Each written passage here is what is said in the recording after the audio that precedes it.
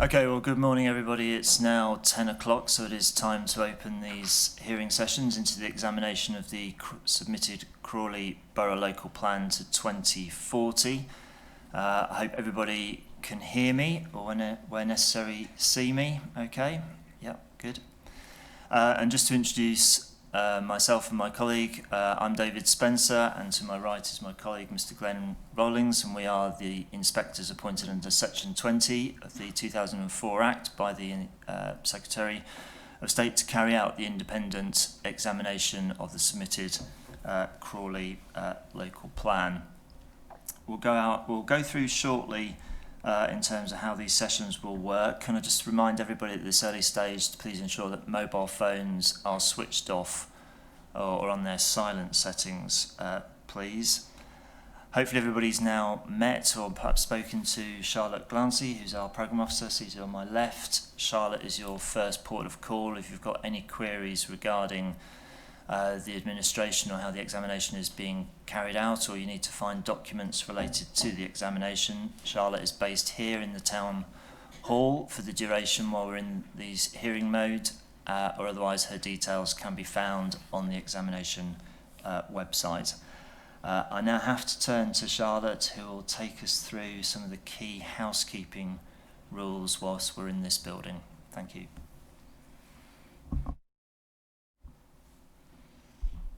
Morning, everyone. Just a few housekeeping items on fire safety and the recording of the sessions. So there are no scheduled fire drills. So in the event of a fire alarm sounding, please leave the building via the main spiral staircase and through the main entrance doors. Once outside, please turn left and make your way to the fire assembly point located beyond the town hall multi-storey car park on Exchange Road. If you're unable to use the stairs, please wait in the chamber and you will be guided by a member of staff to the evacuation lift. These meetings are being filmed and recorded to be later uploaded to the Council's YouTube site. You should be aware that the Council is a data controller under the Data Protection Act. Data collected during a webcast will be retained in accordance with the Council's published policy, and these specific meetings will be retained for at least 2 years.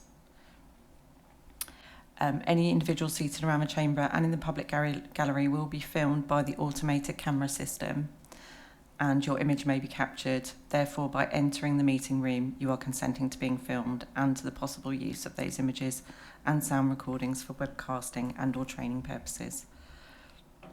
So I think that's it. The mics themselves are fairly straightforward. You just press the green and press the button. They don't need to be moved too much. Their mics are quite sensitive.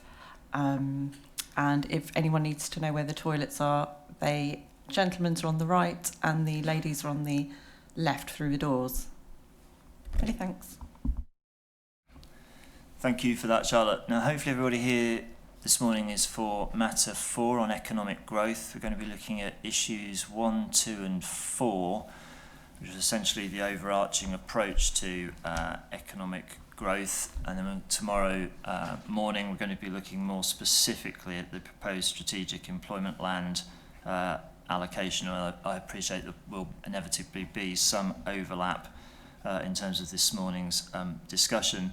Now, these are local plan hearings. They are intended to be hearings in a sort of a relatively informal style, although I appreciate that doesn't always necessarily follow. Obviously, nobody is under cross-examination. Everybody should feel that they're able to come here and speak and contribute and say what they wish to say. I only need to hear from people who are seated around the table who have expressed their rights to be heard. So I will not be hearing more widely from anybody seated in the public gallery. If I do not ask or pose a specific question to you, but you wish to come in on a specific point of the discussion or debate, the convention is to upend your nameplate. Hopefully then I can see you and try and bring you in at a convenient point of the discussion.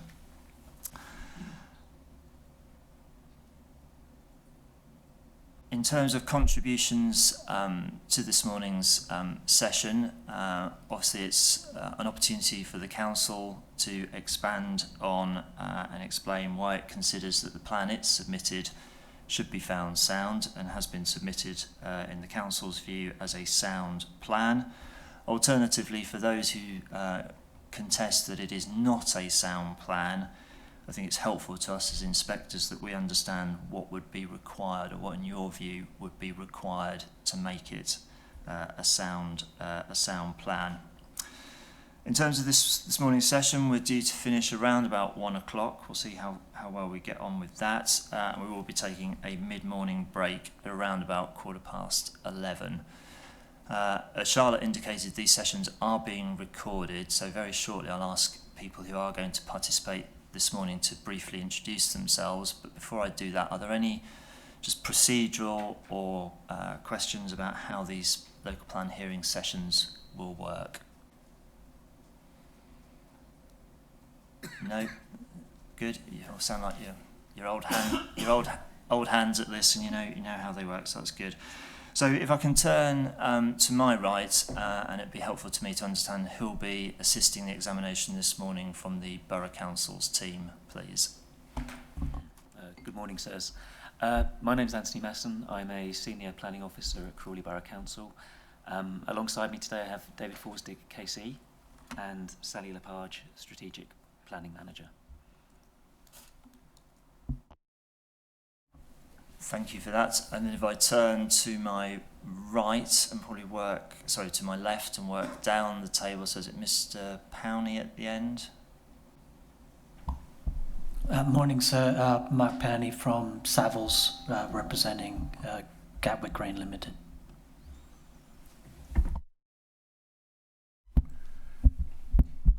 Morning, sir. Simon Five from Savills, representing Gatwick Green Limited.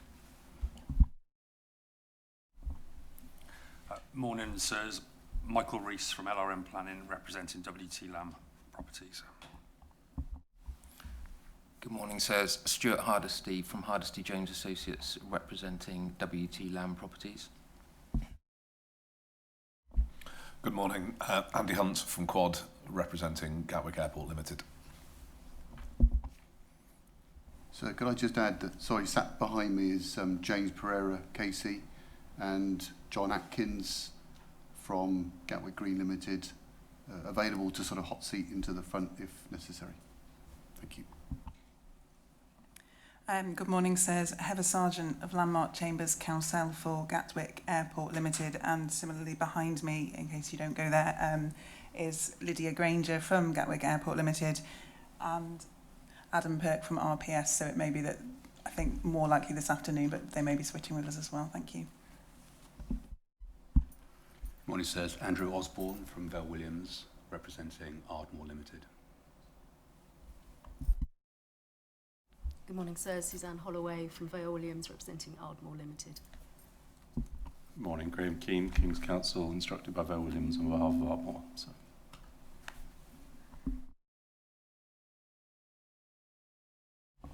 Good, thank you. I think so. Sorry, sir. Oh, yes. Sorry, I'm Mr. caught North. in the middle, you see. Strategic sighting. Tim North and Associates Limited, representing Holiday Extras Limited. Thank you. Thank you for that. Yes, if other people come in and hot seat, you may need to reintroduce yourselves as you're brought in on that particular point, but that's helpful to have understanding of the key participants. So in terms of this morning's session, we'll be following the agenda that was published a little while ago in terms of matter 4. And the first item on the agenda is really just an introduction and overview from ourselves as the inspectors in terms of the ground we intend to cover in this morning's session. And the principal matters we want to explore are firstly the soundness of the minimum land requirement in this plan for employment uses of just over 26 hectares, resulting in a net need to allocate at least 13.73 hectares of land, and whether the latest employment growth assessment evidence for Crawley is sound in terms of consistency with national policy, that it's justified, effective, and provides the balance between the evidence of Crawley being a strong sub-regional economic hub between London and Brighton versus recent impacts on the economy and trajectories for recovery. And then secondly, whether that employment land provision is whether in delivering that or seeking to deliver that employment land requirement, it's an appropriate strategy to pursue a single strategic employment site land release, as opposed to perhaps alternative options that may exist. As a consequence of considering those matters, we also wanted to explore whether there needs to be more flexibility now as part of this plan, rather than potentially wait for a plan review, whether the submitted plan would provide for that flexibility, and if not, what potential main mods might be necessary.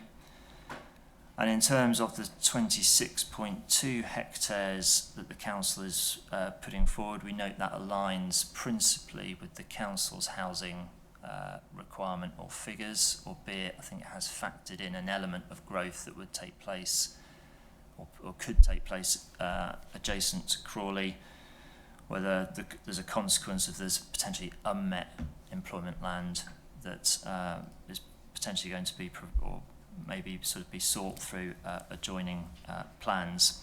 And then finally, we want to look at the soundness of the areas that are identified in policy EC2 in terms of the main employment areas. And then finally, under issue 4, some specific employment development management policies, not least policy EC7 on hotel and visitor accommodation.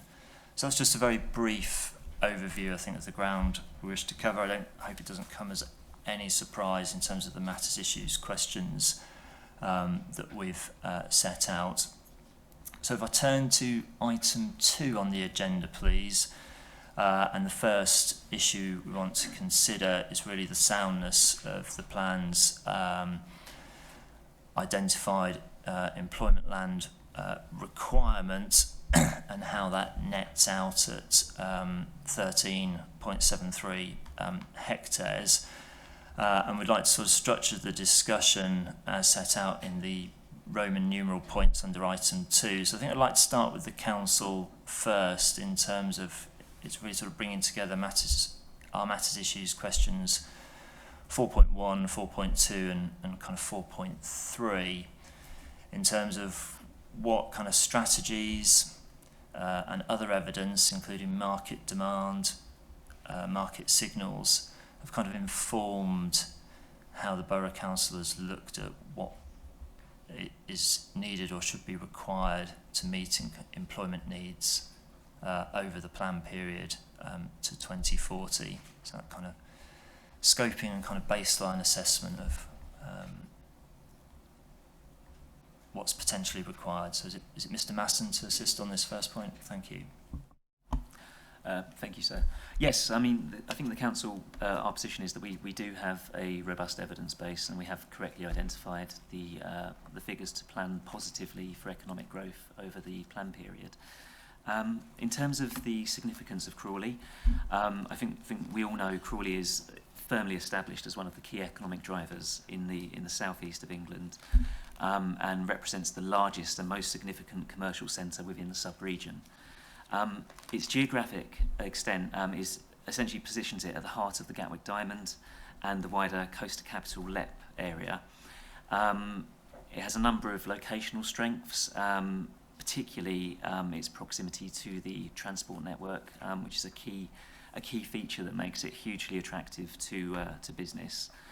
And of course, it's home to a major international airport at Gatwick Airport, and Manor Royal, which is the region's premier mixed-use business destination. So both are key drivers of the Crawley economy and that of the wider functional economic market area. Turning to some of the key economic strategies, these have fed into and have informed the plan approach. One of the first ones is the Gatwick 360 strategic economic plan, which is referenced DS LEP 01. That has identified Crawley as, again, a key location for economic growth, particularly industrial, given those transport links. One of the elements that it mentions is the effectively that demand for business space is continuing to outstrip the available supply, particularly in areas close to Gatwick Airport. And it identifies that as one of the key issues to be addressed. I'll try and whistle through some of these, but moving on to the Gatwick Diamond Local Strategic Statement, which is reference DSGD01. Very similar in terms of its expectations. Again, it outlines objectives to meet the demands of modern businesses and investors, and providing an environment that encourages business to flourish and grow. Key to this is providing a flexible supply of employment land, including new sites, and again, that theme comes through again on the employment sites being a key priority. The last of the strategies that I'd like to reference is one that's particularly important to Crawley, which is the Crawley One Town Economic Recovery Plan. The reference for that is PS EG SM EG 11. I think this is a document that we've really prepared, recognising the substantial impact that the Crawley has faced from the COVID-19 pandemic. Crawley was hit harder than most, and we'll go into that in the next question. But I think particularly the aviation sector and our reliance on that and related businesses impacted significantly on Crawley. The strategy identifies a number of interventions to support the diversification and economic recovery of Crawley. Essentially one of the key ones really is the unlocking of sufficient land to meet employment needs.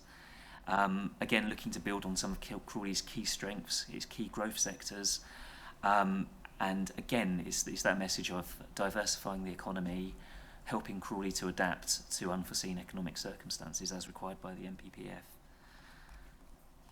So just very briefly, in terms of how that's fed into the plan approach, I think probably the key message that is coming through is we need to diversify the economy. We need new employment land to help us achieve that. We know that within the wider functional economic market area, there are other sites being planned. They are meeting a variety of needs for the FEMA, and they're located within our neighbouring districts. None of those are meeting storage and distribution needs, which is a particular strength for Crawley. That's something that's been borne out through the planning applications we've seen, that significant demand for warehousing. So the strategy that Crawley is looking to achieve through the allocation of the site is achieving a wider complementarity with our neighbours and the approach they're taking. I think a key message that's been sort of set out through multiple economic growth assessments is that if Crawley's not able to meet its needs, there's a very significant risk it may be lost outside of the sub-region entirely. So that's something. So that's a key point. That's in the January 2020 economic growth assessment, and it's paragraph 10.38. So set against a backdrop. Set against a backdrop of significant employment land supply constraints, the local plan has taken a proactive approach to support continued economic recovery whilst planning positively for economic growth and diversification. Key to that strategy is the protection and enhancement of the borough's existing main employment areas, and also the identification of new land for industrial and warehouse growth.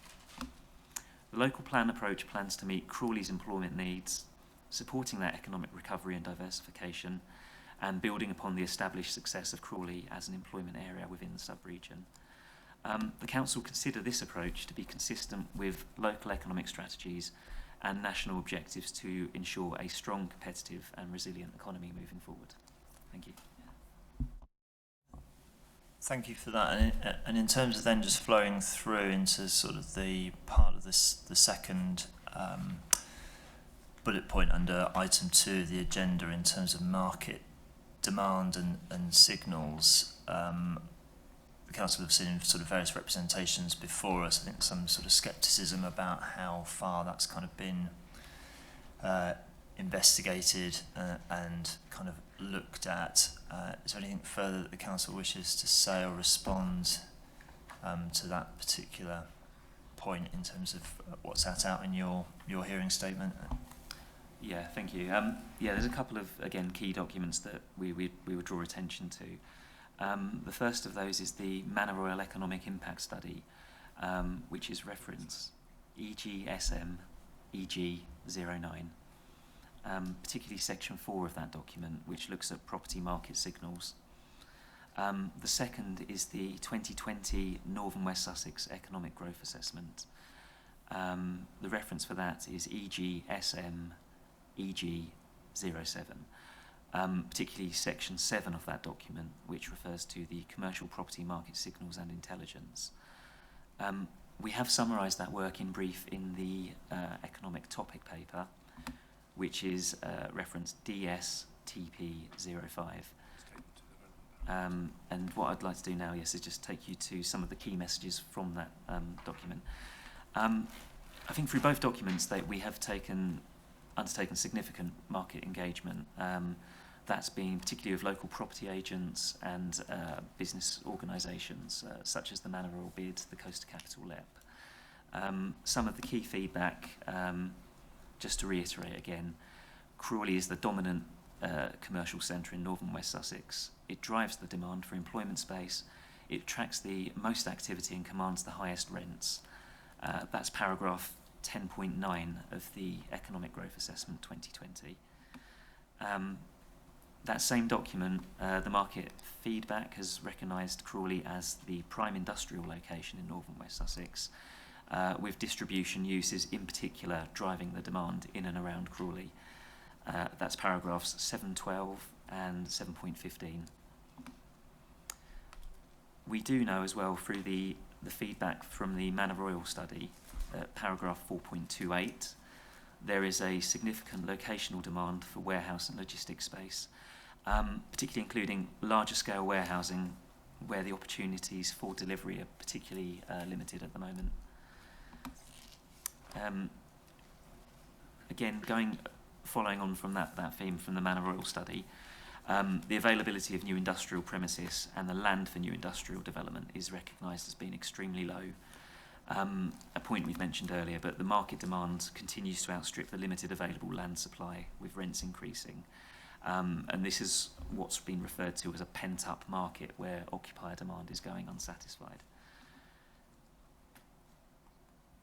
Again, the Economic Growth Assessment 2020 at paragraph 7.18 again picks out that there's particular supply gaps in the delivery of smaller industrial stock and particularly larger warehouses of 7,000 square metres plus that's not being met and not readily able to accommodate in our existing main employment areas. That's resulted in a wider market concern, which is referred to at paragraph 7.17 of the Economic Growth Assessment, that there's effectively not sufficient land for the next phase of growth of the sub-region's development, particularly with regards to where the next strategic development opportunity is going to come from.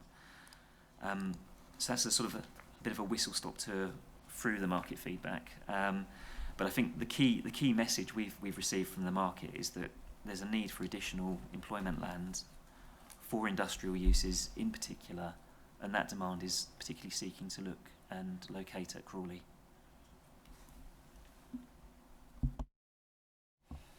Sorry, Mr. Could I just help on just two further references that might assist you? Chapter 7 of the EGA, number 1 in January 2020, is the review then of commercial property market signals. That's got most of the references that were just referred to. But also you'll see the point about the shortfall in the sort of employment and B8 market is specifically numerically addressed in the EGA 3. So that's the January 2023 update. At paragraph 228, where you actually get the figures, you can see there the overwhelming predominance of the requirement is B8 driven.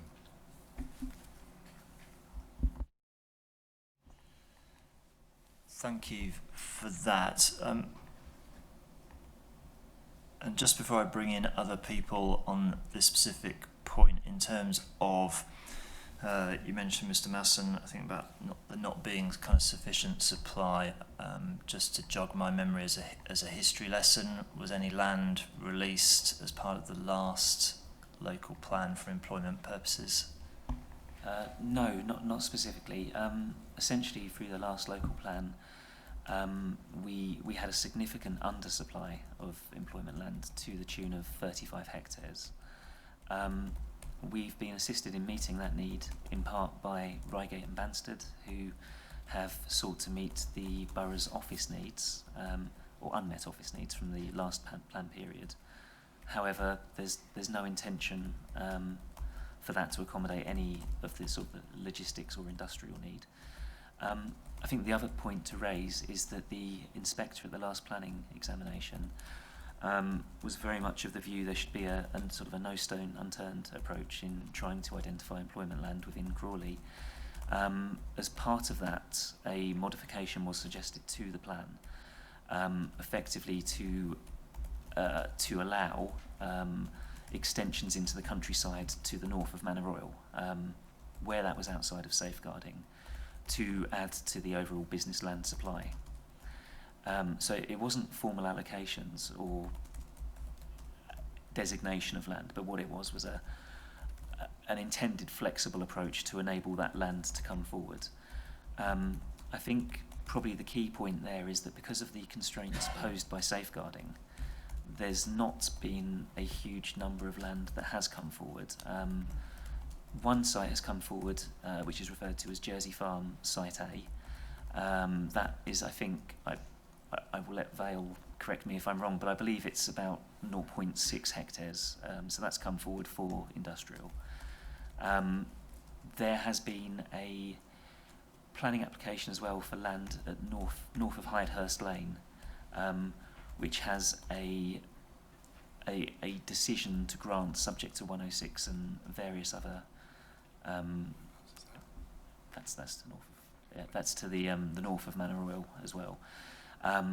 Essentially, though, with safeguarding potentially moving south, those are the last two plots of greenfield land that could come forward in a safeguarding world.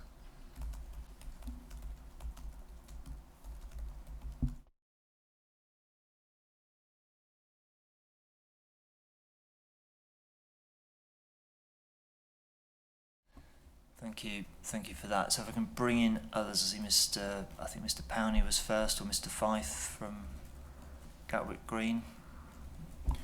Yeah, thank you, sir. If I could just come in on these points,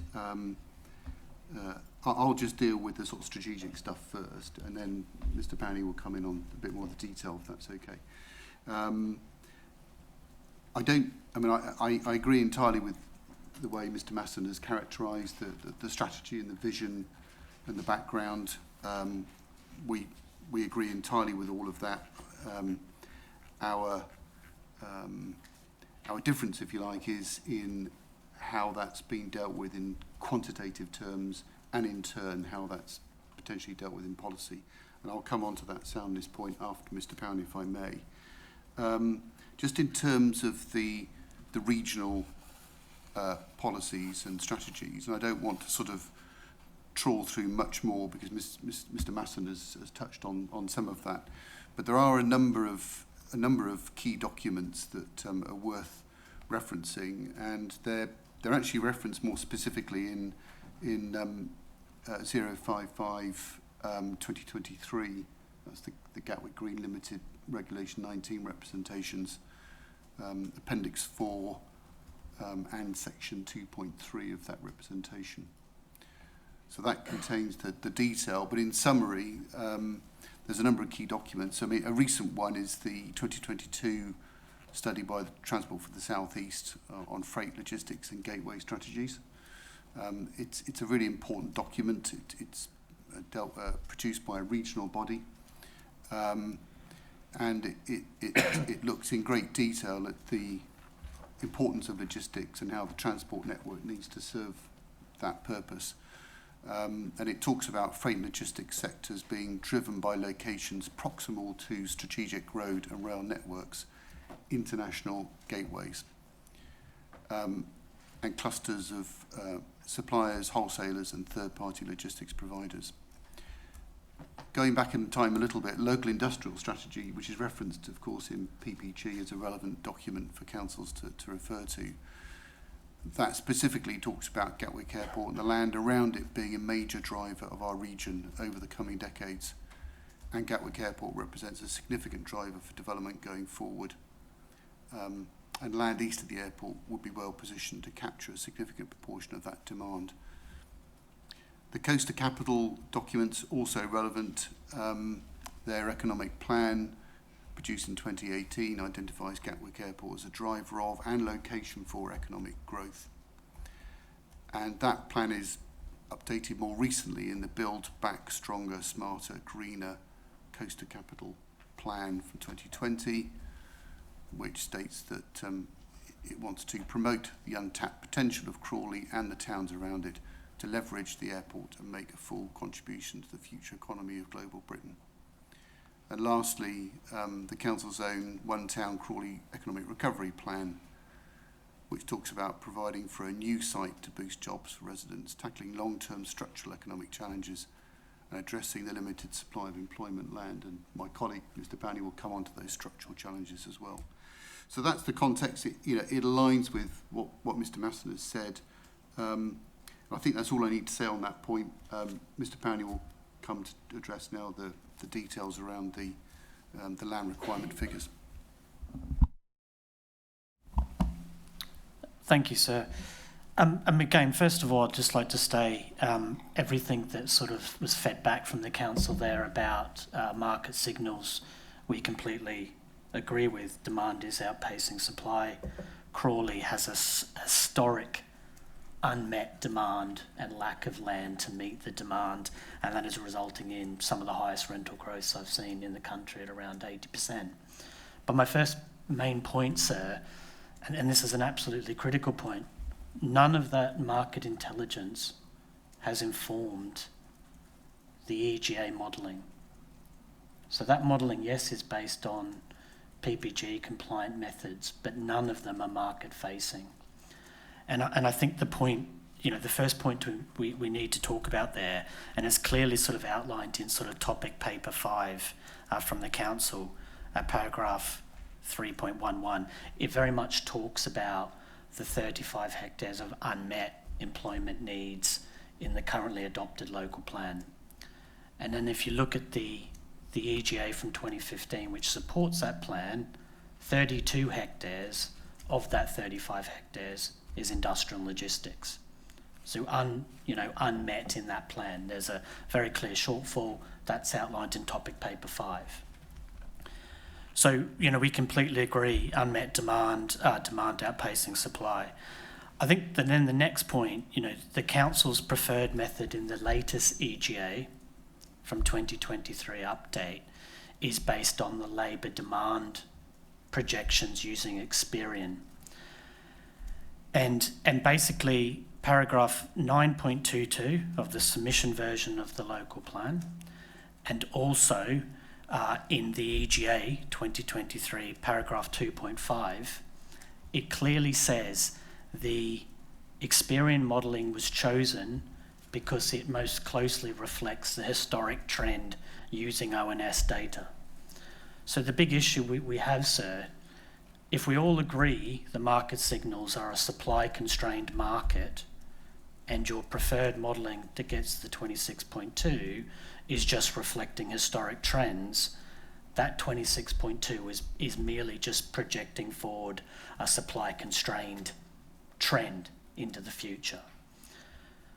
So I think that's where we're at. Obviously, the council have done good work after that, in our opinion, looking at topic paper 5, noting the supply constraints clearly in that topic paper 5. Lichfields, who did the EGA, then have published a briefing note recently in November 2023, which uses a variations of Savills suppressed demand modelling, comes up with a higher level of 48.7 hectares. So again, that's an attempt to start to address these historic supply constraints. You then have the Savills report prepared by myself, which sits at Appendix 2 to Rep 055, which we say it's a minimum of 69 hectares.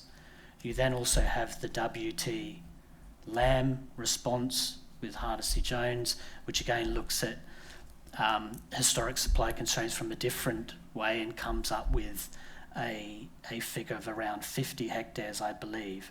So I suppose what we're saying is when you start to look at the market signals and embed that in your modelling, there's a consensus now of a higher demand figure, not just from Savills, but also from the other parties. So I'll kind of leave it there in this first bit. I suppose the final point I will sort of just end with, if you were to add the 32 hectares of unmet, so it's 35 hectares of unmet employment need in total from the current adopted plan, 32 hectares of that INL, if you were to add that 32 hectares to the baseline Experian modelling of I'll just bring that up, sir. You get to around about 55 hectares. So again, if you use the council's current modelling using Experian, which doesn't take into account historic supply constraints, but add the shortfall that they clearly note in the current plan, you get to 55 hectares. So it's another way of, again, this consensus of a higher need figure into the future once you actually embed market signals and historic supply constraints into that modelling. Thank you, sir. Thank you. I don't know if you can assist on this point, Mr. Powney. In terms of that unmet need figure you're referring to, the 30, was it 35 or 32 hectares? 32? So it's 35 all employment land. So once you put office and other uses into the mix, it's 32 specific to industrial and logistics. Okay, so it's not a case that the land that was released in Hawley in the Reigate and Banstead plan assisted on the 32 hectares? Absolutely not. Yeah, that's an office scheme. And the council note that in topic paper 5, I believe.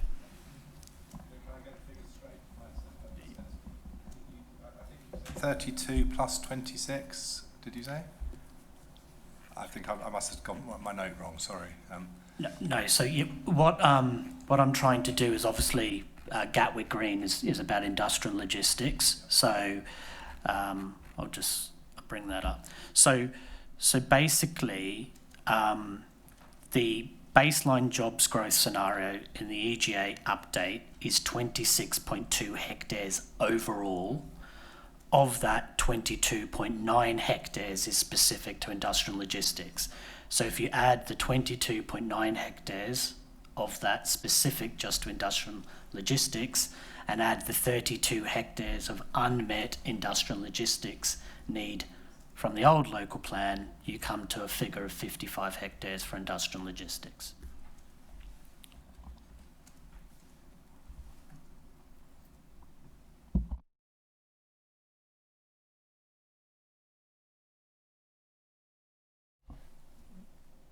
Thank you. I will now hear from others and then ultimately come back to the council. So if we work our way round the table, so is it Mr. Hardesty next on behalf of Lamb Developments? Thank you. I'm only going to speak very briefly because I think I would just be reiterating points that have already been made, but wanted to make sure you understood we fully endorse the comments that my colleagues at Savills have just made and agree that the council has articulated the situation very well, but failed to take any meaningful action in terms of how they've then addressed that in the policy. And just the one point I wanted to clarify, Mr. Powney referred to our figure of 50 hectares.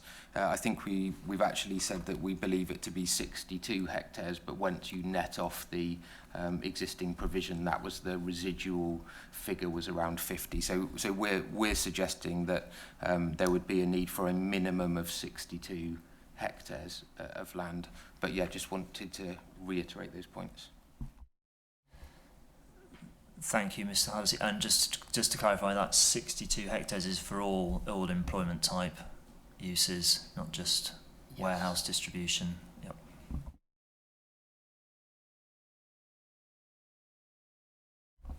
Thank you for that. If I now turn to Gatwick Airport, please. Thank you, sir. And again, some areas of agreement with what you've already heard from both Mr. Masson and Mr. Fife. highlighting the key role that Gatwick Airport has in the sub-regional and regional economy. I think Mr Masson described it as a key driver. He noted that Crawley had been hit harder than most by COVID because of the importance of the aviation sector. 2019, the last kind of full operational year, or we're getting back close to that, we had nearly 30,000 direct jobs, the 20,000 across the economic area, 6 billion of GVA. So we are, everyone accepts, a very significant part of the sub-regional economy and beyond that. It's recognised in the underlying evidence base as well, and particularly the economic growth assessments. Our overarching strategic point, as I'm sure you're aware, is that the plan doesn't therefore sufficiently protect the position of the airport and doesn't recognise, everyone recognises the importance of the airport and its growing contribution, and we think it's therefore important that the plan recognises the future ambitions and not to close off options that would provide further support to the economy. So I think we have a kind of a sort of big strategic point, which I think is well understood. I think in terms of some of what's been said, and just picking up a couple of points that Mr Maston said, and I think he referred you to paragraph 10.38, and you know, that if Crawley doesn't meet its need, it will be lost to the region. Well, that isn't quite what 10.38 says. It says it might be, and essentially we do not know when there is no evidence before you, sirs, to support that point that it would be lost to the region. Again, this comes to a point that we will return to later in terms of the duty to cooperate and the suitability of sites. There have references been made to diversification. In the local plan, the only reference to diversification is in the town centre context. It's not about the diversification of the economy more generally. And similarly, in terms of strategic employment need, there's no reference to it. A couple of passing references to strategic development. So the kind of the evidence before you on what that need is and how it is built up and what it is serving is, in our view, not supportive of that strategic employment allocation. I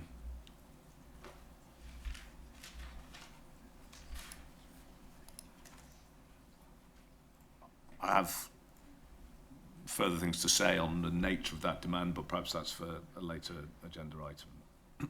I don't know if it assists me at this point, Mr Hunt. I mean, I think there's a workaround to the left of me. I think most people are going to be saying very similar things, but from my reading of Gatwick Airport's submission, you might be sort of have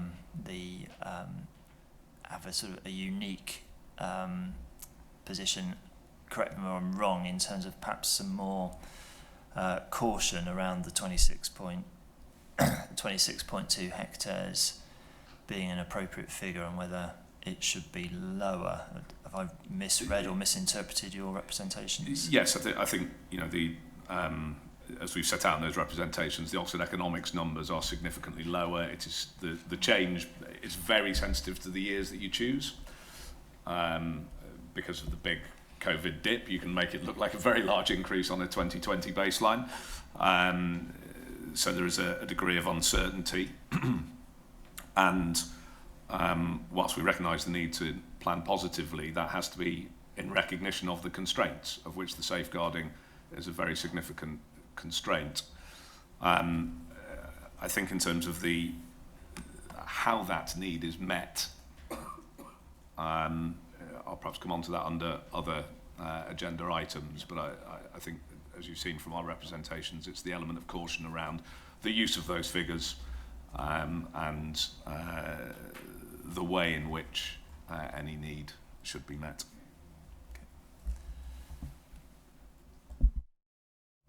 Thank you for that. I'll now bring in, I think, is it Mr Osborne on behalf of Ardmore, please. Thank you, sir. I agree with Mr Mason's summary and also Savills' general theme in terms of supply constraints, which I believe in part was due to the fact that there was no land released before. But I just want to pick up, rather than repeat those points, pick up on a couple of additional points which I think are relevant. The strong logistics market has been driven by COVID, and there's a lot of provision of what I would call mid-box units at the moment. Size ranges typically 5,000 to 100,000 square metres. Sorry, 5,000 to 10,000 square metres. But there's a big shortage of smaller B8 units and also move-on space, and I don't think those type of units are going to come forward without allocating suitable sites. Also, industrial is covering both warehousing and industrial uses, and what I mean by that is class CG3 and B2 general industrial uses. There is definitely more demand from logistics, but there is also demand for light industrial units as well. Yet they're not as profitable for developers to build, so my point is it's important to ensure that land is allocated for that use. Last but not least, looking at the very small units, there's also demand for freehold tenure and leasehold tenure, which is something that I think needs to be aware of in the context of allocating sites going forward.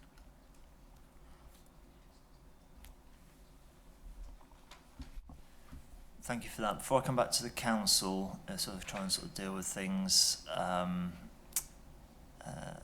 reasonably kind of coherently. I think Mr. Powney was next, then I hear from Ms. Sargent, and then I will come back to the council. So Mr. Powney again, please. Thank you, sir. I'll be brief.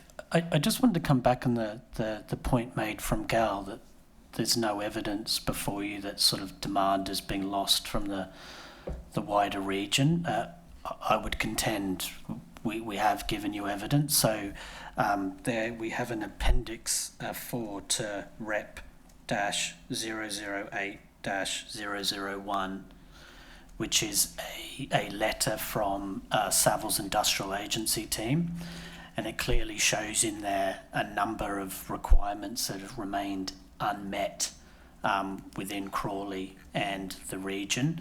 That's everyone from Amazon, Co-op, DHL, Lidl, Yodel, and others that are clearly outlined that cannot find space in Crawley or the wider sub-region.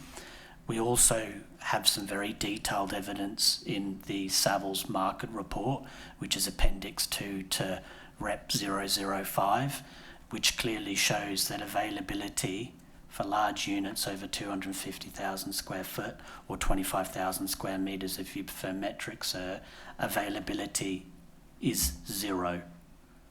Crawley is not being able to participate in the large unit market, and those units over 250,000 square foot or 25,000 square metres represent 41% of national demand.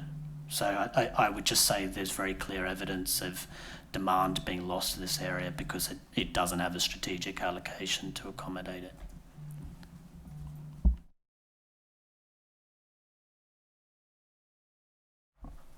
Thank you. Ms. Sargent, please.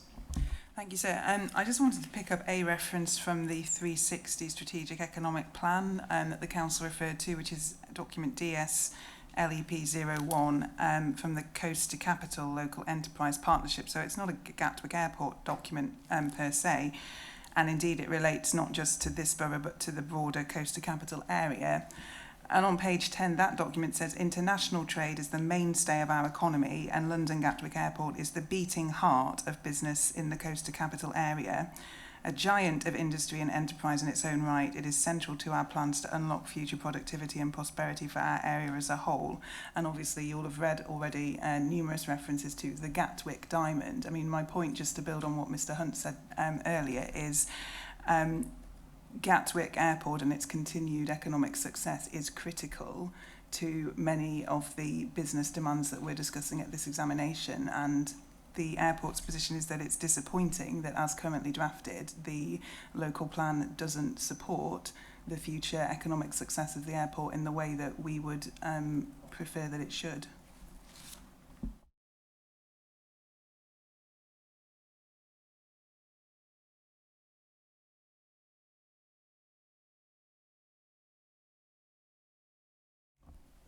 Thank you. I will now come back to the council in terms of any specific points it wishes to respond to. I think it'd be helpful to me. Apologies if it is there in the plethora of evidence before me in terms of this issue about the 32 hectares of unmet need, historic, and how that's been looked at, and in terms of the kind of the various points that have been made in relation to the kind of the market signals. As I understand it, the economic growth assessment has looked at various scenarios, and one of those scenarios does arrive at the figure, I think it's 69 hectares, based on kind of a demand. Well, that's the housing, that's the 544 housing. Yeah. Yeah. So I'll... Can I just have a bit of a plea to go back to what the PPG says, and then to focus back on what we've done in the light of the PPG. The PPG, paragraph 27, says that you've got to go through an assessment of various permutations. One is labour demand, one is labour supply, and one is past trends. And fourthly, it says you've got to consult with relevant organisations and the business community and so on to understand demand. So the first three are numeric, and the fourth is a qualitative provision.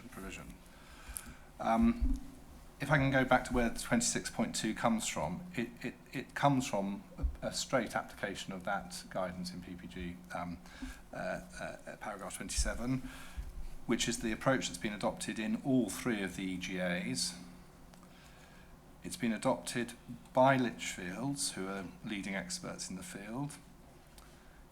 It's been based on a standard methodology, the same methodology as was used in the 2015 plan, which is used almost universally elsewhere and accepted universally elsewhere, is used by adjoining authorities, and which precisely follows the PPG paragraph 27 approach. And on that last bit, in terms of market signals, that's exactly what Chapter 7 does. It tries to look at what the market is telling us, and that, to be frank, that's what drives, or is part of the driver of an SEL here for B8, because that's what the market's telling us. So on the face of it, the Litchfield document does everything that it says on the tin in terms of PPG 27, and the council considers that that's, just as a headline point, that's an appropriate approach to rely on our experts following the PPG to come up with an appropriate figure. And the question here is the council's judgment that the EGA output is an appropriate assessment of need? Is it sound? And the fact we've got other people criticising is always going to be the way. You're always going to have the people who don't want development saying it's less, and the people who want lots of development saying it's the demand's more. But that doesn't make it unsound for our judgment to come down to a particular figure unless we miss something fundamental out of the equation. In terms of market signals, they clearly haven't been left out of the equation because they've been a key part of the running thread through the EGA reports. In terms of the quantifying of those market signals, that's a separate exercise which isn't required specifically through the PPG, but we've done that exercise as well.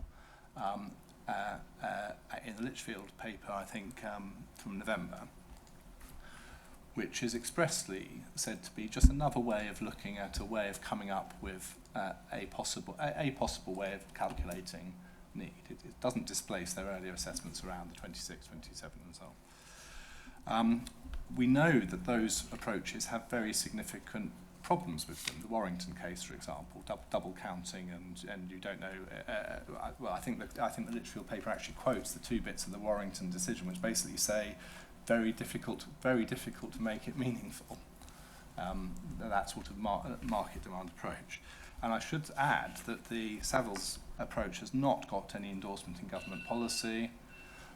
hasn't got any endorsement in government policy, nor, so far as I'm aware, in any decision letters that have said it's a necessary part of the PPG framework.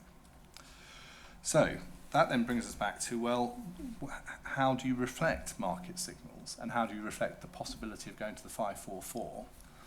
And on the reflecting the market signals, we accept that there is a potential for the market to want significantly more and to need significantly more, which is precisely why the land, a larger area of land is proposed to be allocated, and why 13 hectares is set out as a minimum. So there's the flexibility is built in. The flexibility to allow the plan to respond to market signals is already built in. As to the 544, I think I might leave that to Mr. Masson. I mean, but the figure of 69 hectares is on a counterfactual assumption that somehow we know now that in this plan, Crawley and its immediate environment, so on boundary development in Crawley, is somehow going to deliver 544 houses per annum. If that counterfactual, which we simply don't know, have any information about at the moment, if that counterfactual was to come to bear, there'd be two factors that would count against that just feeding directly through into a land supply problem for an employment land supply problem for Crawley. The first is the allocations of both. I think both of them are, well, certainly the west of Ilfield is proposed to have major employment, strategic employment in it itself. So, one for one, yeah. And Mr. Masson can give the details. And secondly, the expectation would be that the relevant local authority would take some of the employment need generated by the housing in its area. But I think my key point is that there has to be a logical gap or a logical flaw under the policy framework in what Lichfields has done to lead to a finding of unsoundness in the approach, or to justify a different range of figures from those that it's adopted.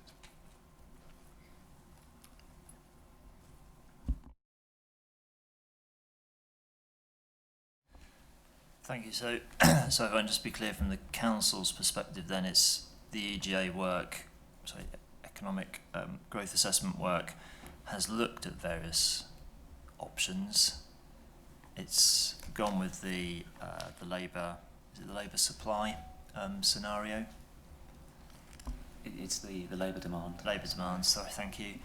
That's one of the three options that was looked at as part of that assessment process. So they've been considered through the evidence base, and presumably that's then followed through in terms of sustainability appraisal, in terms of looking at the various permutations.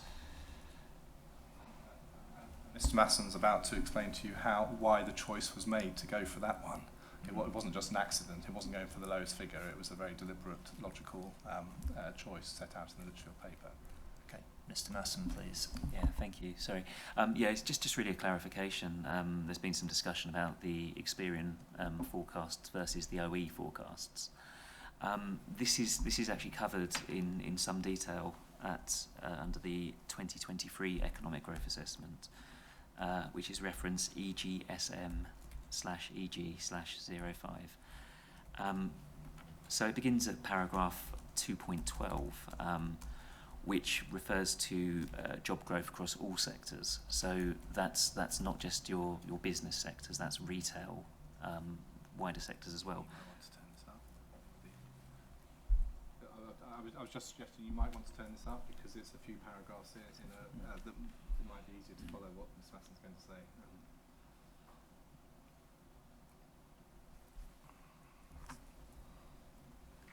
Thank you. Is it paragraph 212? It's 212, but it actually flows. So 212 does refer to job growth across all sectors, but then paragraphs 213 to 2.24 actually consider specific sectoral areas of difference between Experian and Oxford Economics for business uses.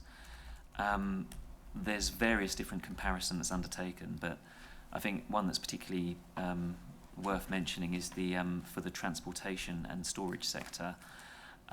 So what this does, it looks at the Experian forecasts for the plan period and the Oxford economic ones. Experian identifies a total job growth of 3,300 jobs within that sector. The comparable Oxford economics figure is 104 jobs within that sector across the whole plan period. So that would average out at 6 jobs in logistics and annum, which just simply doesn't reflect the reality that we've seen in Crawley in recent years and project moving forward. So to understand which of those, I suppose, forecasting houses is the more realistic, what Lichfields have done is compared it back to the historic data. So the rationale behind that is to look at what's gone before, to look at what may be a reasonable expectation moving forward. And again, for that sector and a number of others, the Oxford economics figure is far more pessimistic and simply doesn't reflect what's happened on the ground in Crawley. So that is why the Lichfields analysis through the economic growth assessment favours the Experian model as the more realistic basis on which to plan.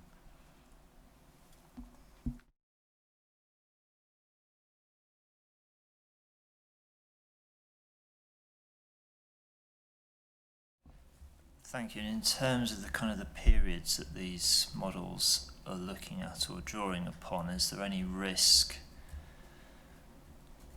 that there's either suppression is being kind of caught or baked into the models from what's happened in terms of the recent issues that have affected the economy that might be suppressing these figures, or conversely, is the Oxford econometrics figure kind of more realistic, arguably because it is factoring in the time periods for recovery.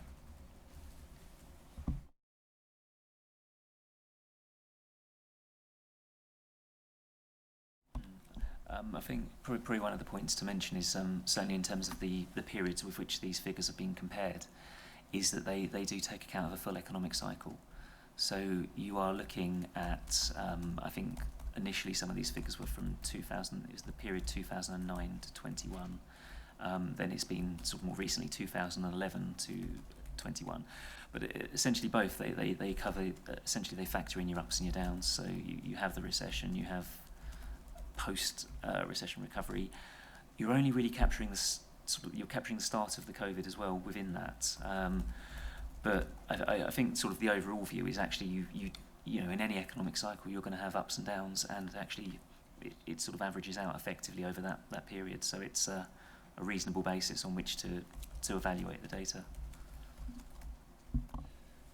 Thank you. I will now bring in others who are wish to make further points. I think I'll start with Mr. Powney or Mr. Fife, whoever wishes to go first on behalf of Gatwick Green.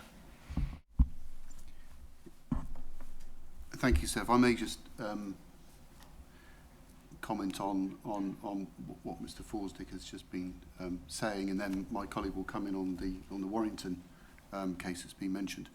In a sense, the sort of difficulty we have here is that we've arrived at a similar position to the council in terms of we have a strategic employment location. It's the right option.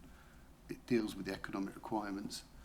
And it's right for the economy, and it's right for the sub-region, the FEMA.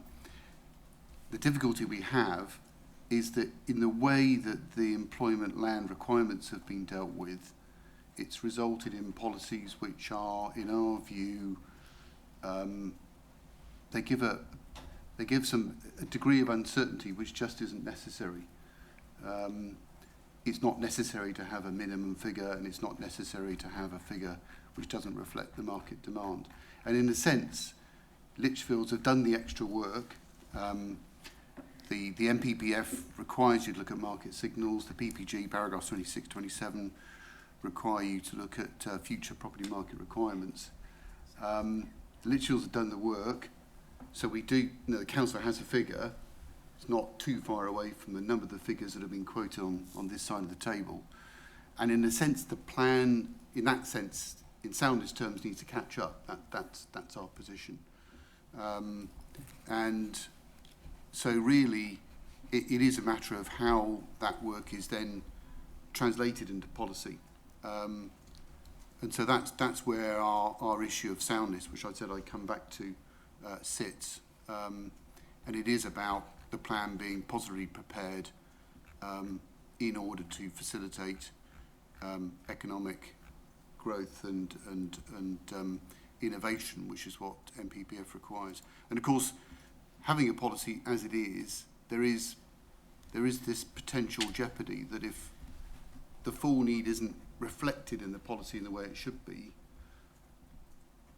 then in a sense, if this site doesn't come forward in the way it should, there is all sorts of downsides for the local economy in terms of not serving the productivity of the Gatwick Diamond economy, failing to provide the real need, failing to provide all the agglomeration benefits which Mr. Powney has set out in his technical appendices. So I'll leave it there, and then Mr. Powney can come on to the Warrington case. Thank you. Thank you. So before Mr.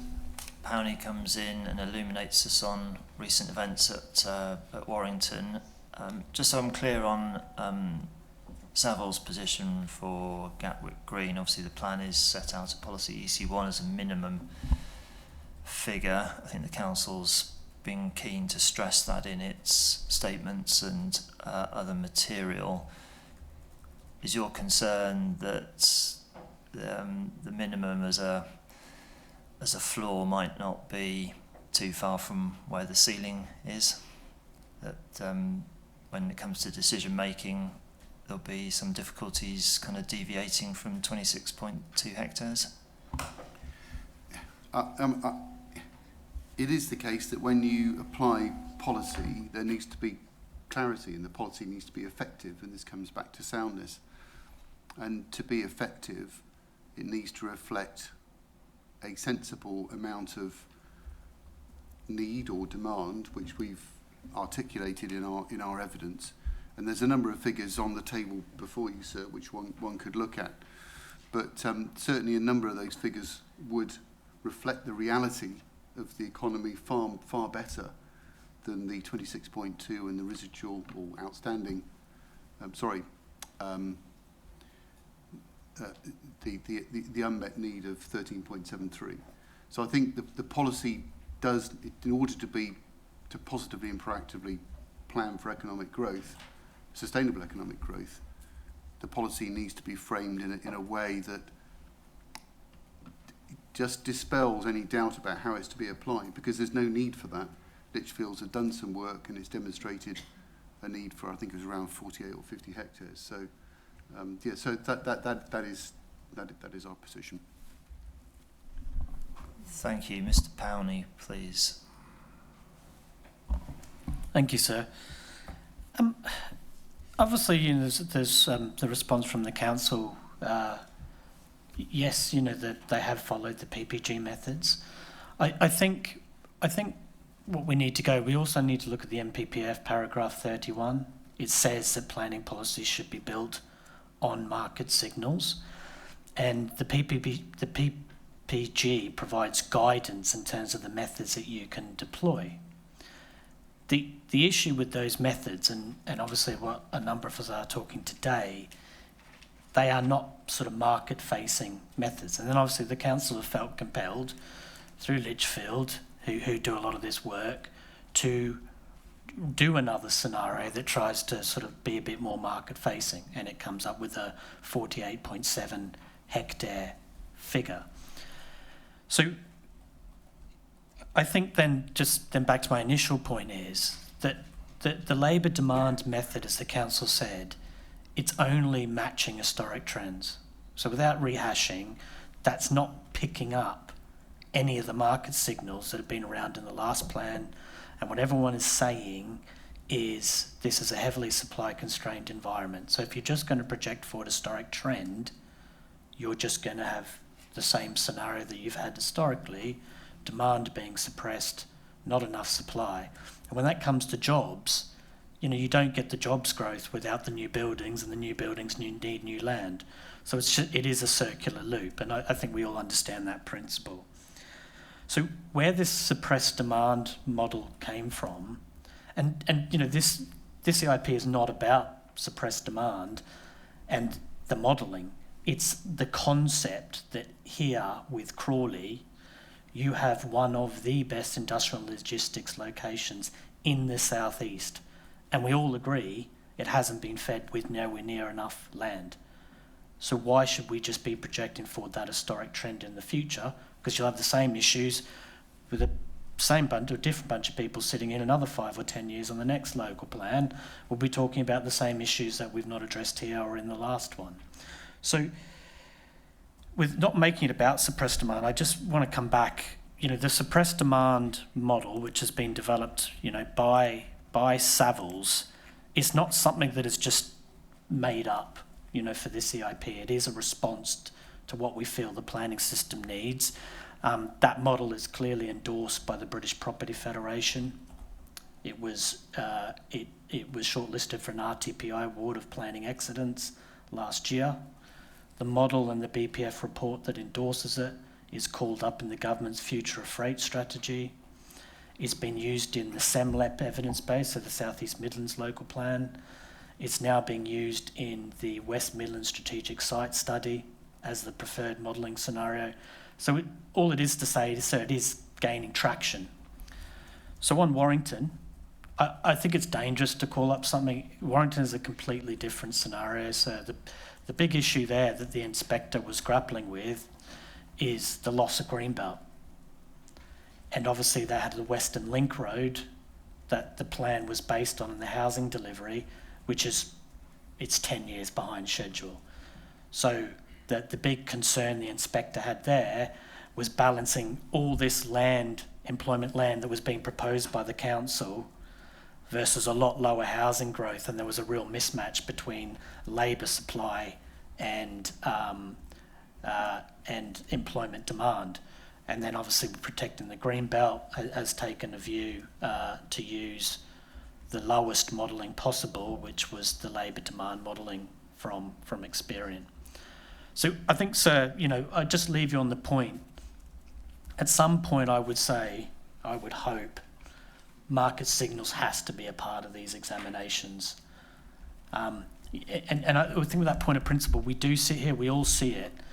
That the UK economy is one of the weakest in the G7. So we've got to be protective of the economy, and I just think, we're just trying to bring some of that in and marrying it up with we're not trying to attack these methods, but, market signals should be seen alongside the PPG methods. And if the market signals are saying that there is an issue, it's not fine to just go, we've run PPG, we're fine. It's how can we modify and wrap that evidential context around it to get to a position which is good for the economy, as well as all the other competing priorities for land. Thank you. And just picking up that last theme of kind of competing priorities, obviously most people around the table here are submitting and arguing, I think, that the plan should be modified to have a higher employment land figure identified in policy EC1, or more positively prepared, or would submit a more positively prepared approach. I mean, we have got specific circumstances here in Crawley. Gatwick Airport are advising this examination. They've got particular requirements, but on the other hand, they are also a significant major employer that will be meeting some of the, will be providing jobs for some of the households that the plan is providing for.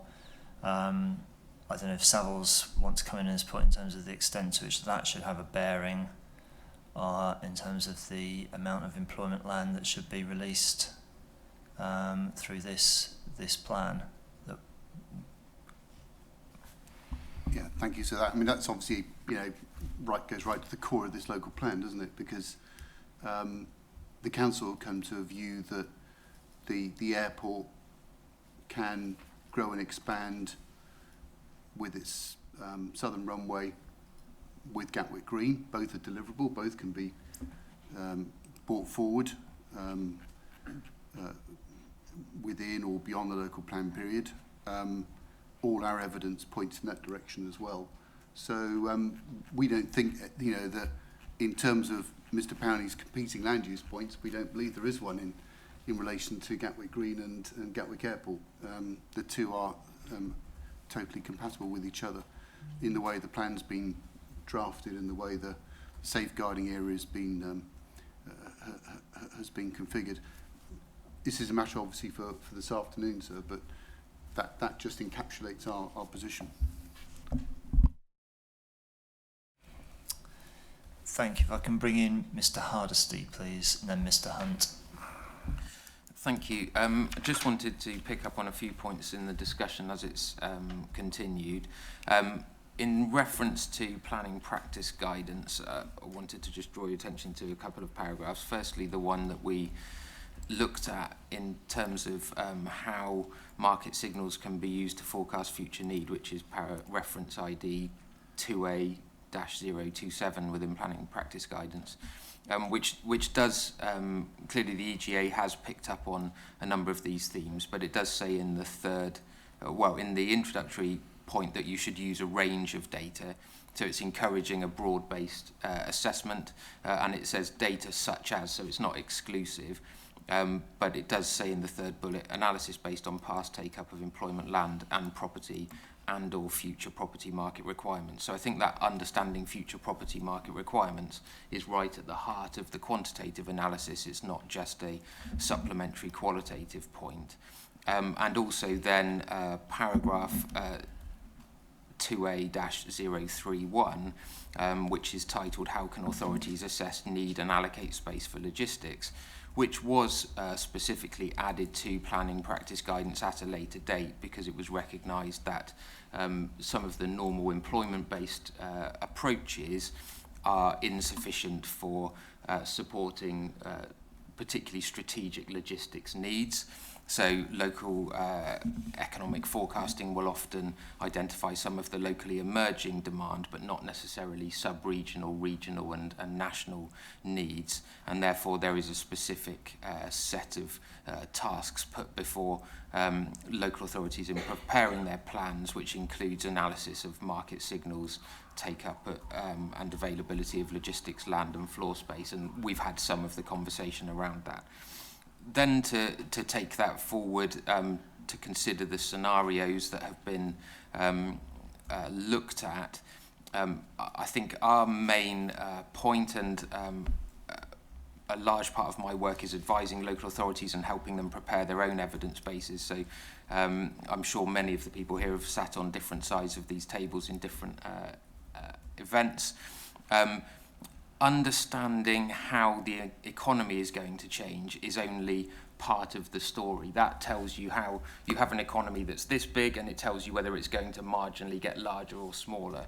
And we can debate whether Experian or Oxford Economics is the better estimator of that. I would say from experience, Oxford Economics generally project low levels of employment growth, and one of the reasons is they have very low inherent population estimates. So there is an issue there in terms of cross-referencing what Oxford Economics are assuming is going to happen with the labour supply and the population, and what might be happening within planning for housing.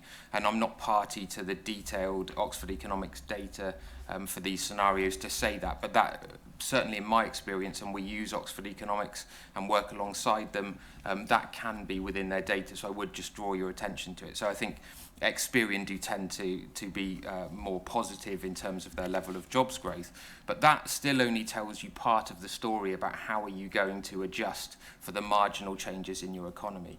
You also have a significant economy at present, and Gatwick Airport is part of that in this area, and I totally understand that conversation. But that needs to be accommodated appropriately.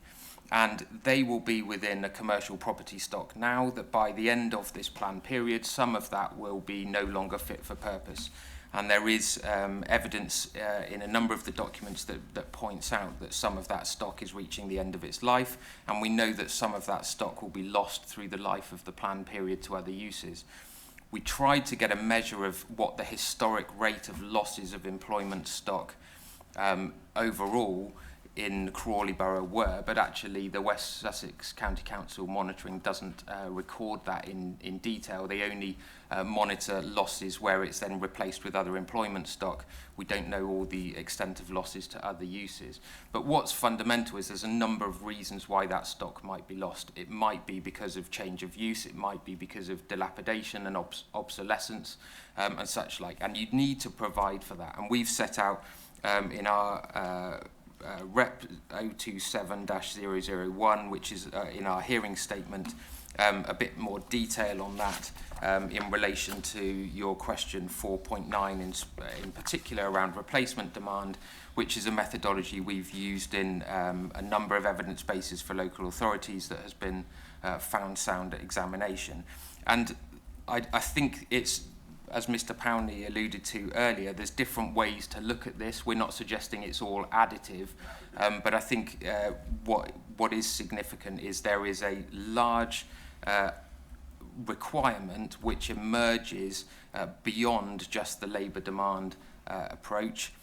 We seem to be landing at similar kind of levels, whether you look at the historic constraint that might be baked into future requirements based on past take-up, whether you think that that might have also restricted the projections of future employment growth, whether you look at a range of ways. We're landing at probably 35, 36 hectares on top of what's been allocated identified that is not being met, which seems to be a similar-ish number to the one that Savills is arriving at using a different method. And I think it's all pointing to the fact that there is a substantial additional requirement that's not properly considered within the evidence base and the policy. Thank you for that. Can I hear from Mr. Hunt, please, for Gatwick, please? Thank you. So, I mean, just a couple of points. Picking up what Mr. Masson said about the importance of measuring over the economic cycle, it's absolutely critical that that's done. Unfortunately, the EGAs move around a little bit in the dates that they use.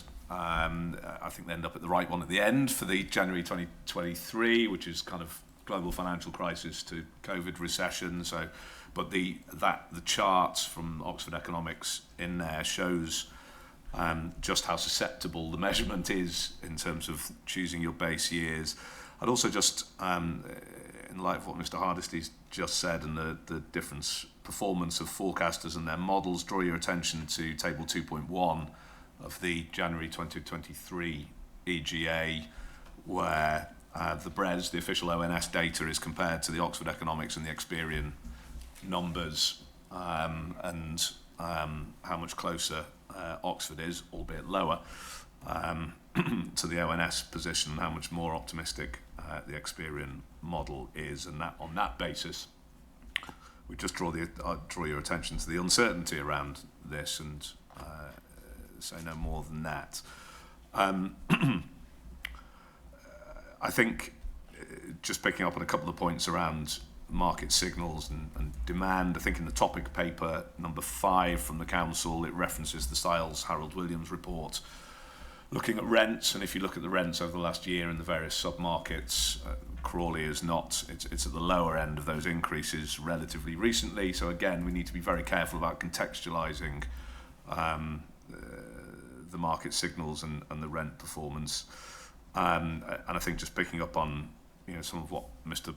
Powney's said, I think he makes a very convincing case for regional planning. Those of us who started our careers in that may wish for that to come back, but we are where we are.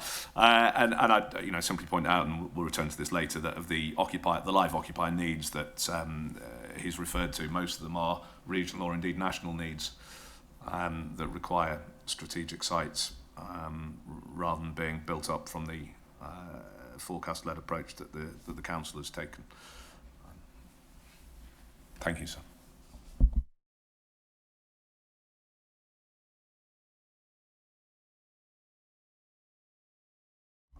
Thank you. Just on that last point, before we probably edge towards a mid-morning break, in terms of the kind of the strategic warehousing logistics, there isn't a kind of a relationship or a synergy with Gatwick Airport in terms of those types of businesses or uses who want to be near the airport for that particular activity of storage or distribution? Is there necessarily that kind of footlooseness that perhaps you're indicating, Mr. Hunt? I'm just referring to the description that is provided in that appendix that Mr. Powney referenced. It's very clear. It's a national need. It's serving South London or South London and the South East.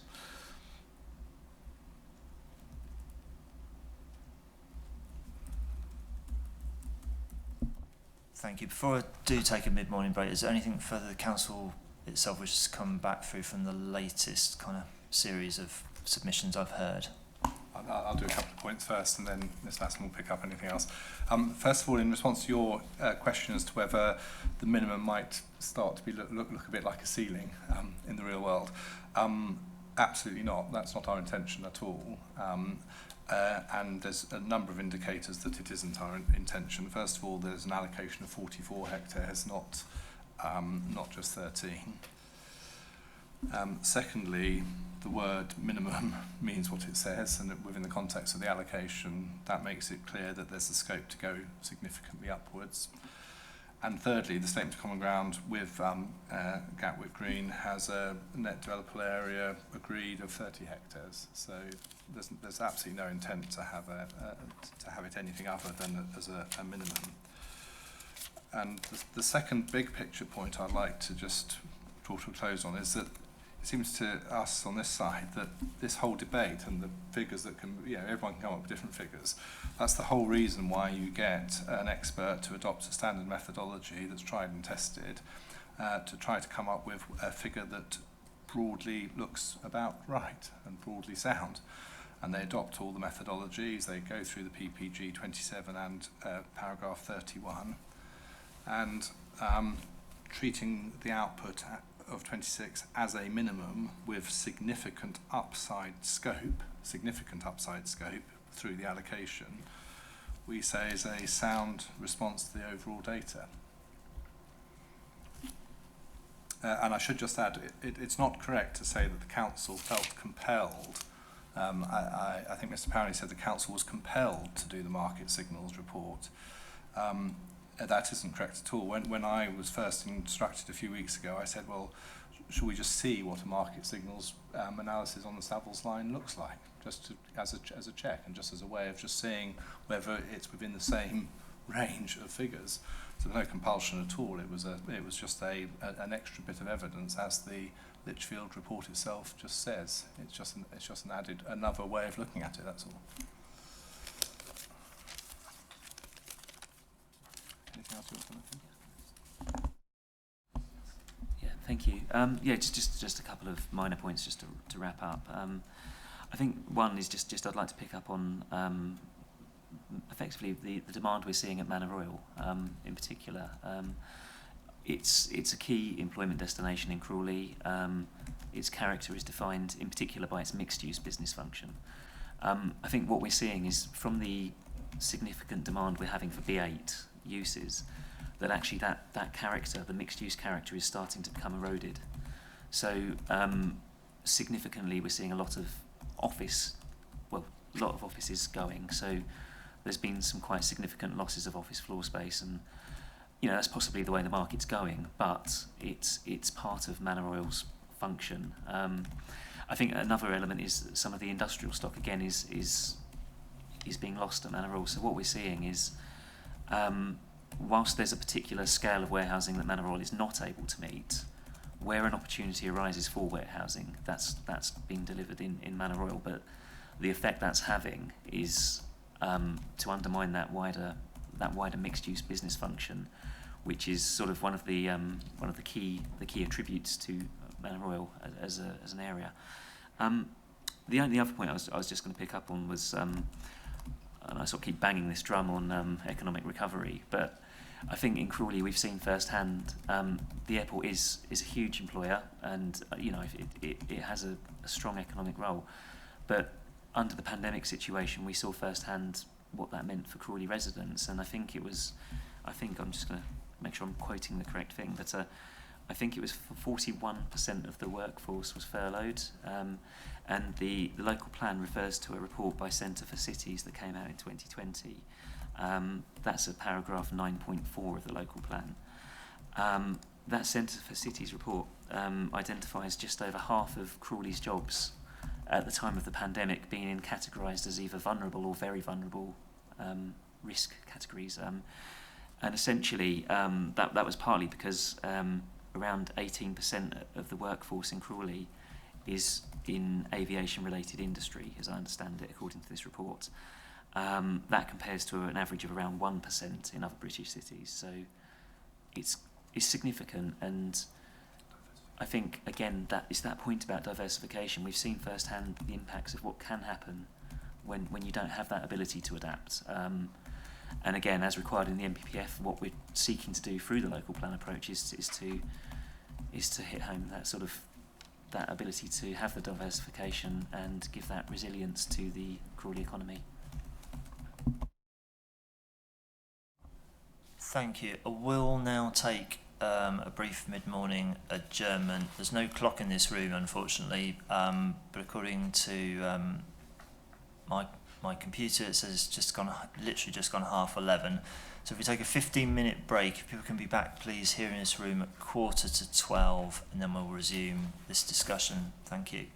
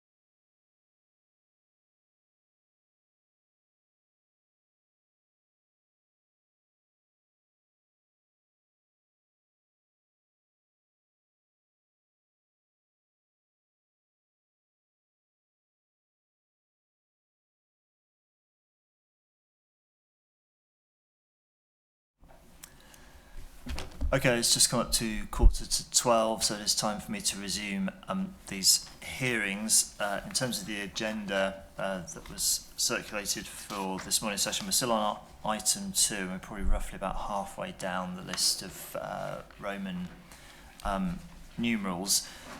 A lot of the discussion, and there's been overlap, I think, as we've been going through the discussion. A lot of the discussion has perhaps understandably focused on warehouse distribution type uses.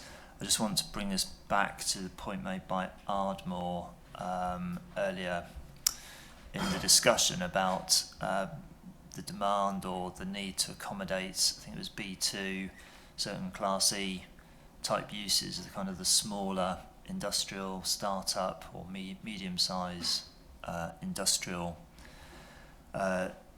units as part of, again, supporting the wider economy. Obviously, we've got the employment land trajectory that sits alongside this plan, but I don't know if I can just turn briefly to the council in terms of how it considers the kind of demand for those types of uses could be met and where they're likely to be met within the framework of the submitted plan. Thank you. Sorry, was that in relation to? In relation to sort of general light industrial type uses that might. Absolutely. Yeah, I mean, so happy to provide a steer on that. Essentially, we'll sort of get onto the specifics of some of the other policies, but Manor Royal's policy, obviously, that's incredibly supportive of business uses, and again, part of that mixed function is the industrial uses. So the framework is certainly there within the Manor Royal policy in particular, with the B uses being, or were the B uses, being directed to Manor Royal. Again, within the rest of the plan, though, we also have a number of other employment areas in Crawley. Again, we'll touch upon those. They also cater for different ends of the market. Certainly in terms of the scale of the units, some of the light industrial uses that go on. We have the Three Bridges corridor it's referred to. That is sort of a fairly dense employment site. It has a lot of sort of, lighter industrial, car servicing type uses. Again, it's not sort of necessarily the smaller scale, but it's I suppose it's not picking up on the larger scale, so it is a sort of a smaller range of uses. So, long story short, though, the Manor Royal policy gives flexibility for those uses industrial. EC2, the wider main employment areas policy, also provides that flexibility. So, there is a framework to enable industrial uses to come forward within the plan. If I may, sorry, there was just a minor clarification as well. We were discussing before the distinction between the Oxford Economics and the Experian figures and why they were chosen. If I could just refer you to paragraph 2.18 of the 2023 EGA, that does set that out. And essentially it sets out that the market analysis contained within the 2020 EGA also points to strong growth being experienced in the wider industrial and logistics market. On that basis, the Experian view of the transport and storage sector is the more appropriate basis on which to plan for the needs of Crawley and the needs of that sector. So it's just to direct you to that paragraph. And so, in other words, there, what was being said was that they were choosing Experian because of market signals.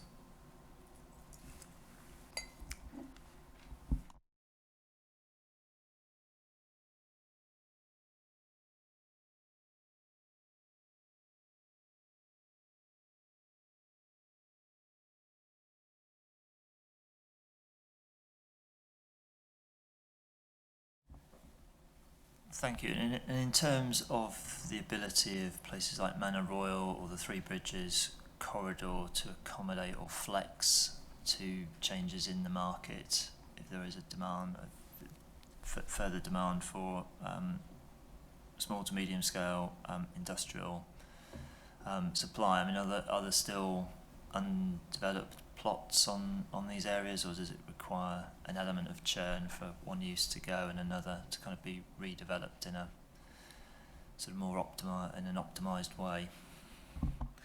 I think yeah, we do rely on an element of churn. I think it's again, it just reflects the land supply position we have in Crawley. So yeah, there are some cleared sites, but there's very few of them. Certainly not of the scale to meet the sort of the larger end of the industrial warehousing, but the larger warehousing. But in terms of sort of smaller plots, we are finding there's churn, and the policies allow it. Again, I think it's just sort of the point that was raised by Vale Williams was it's more about sort of the market's desire to bring it forward, but certainly the policy framework we have would allow for it, but it is relying on an element of churn.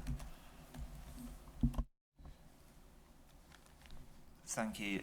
And in terms of sort of going slightly off the agenda, so bear with me, but for the council, in terms of our site visits within the borough, we came across in the Forgewood development to the northeast some recently completed, or appear to be recently completed, commercial units. I think there's probably reasons why they're located where they are next to the railway, but I mean, was that something that was kind of countenanced or thought about as part of the last local plan, or? That basically essentially comes forward. I mean, it ties to Crawley's neighbourhood principle in a sense. The way that neighbourhoods come forward in Crawley, you will tend to have an element of localised employment alongside it.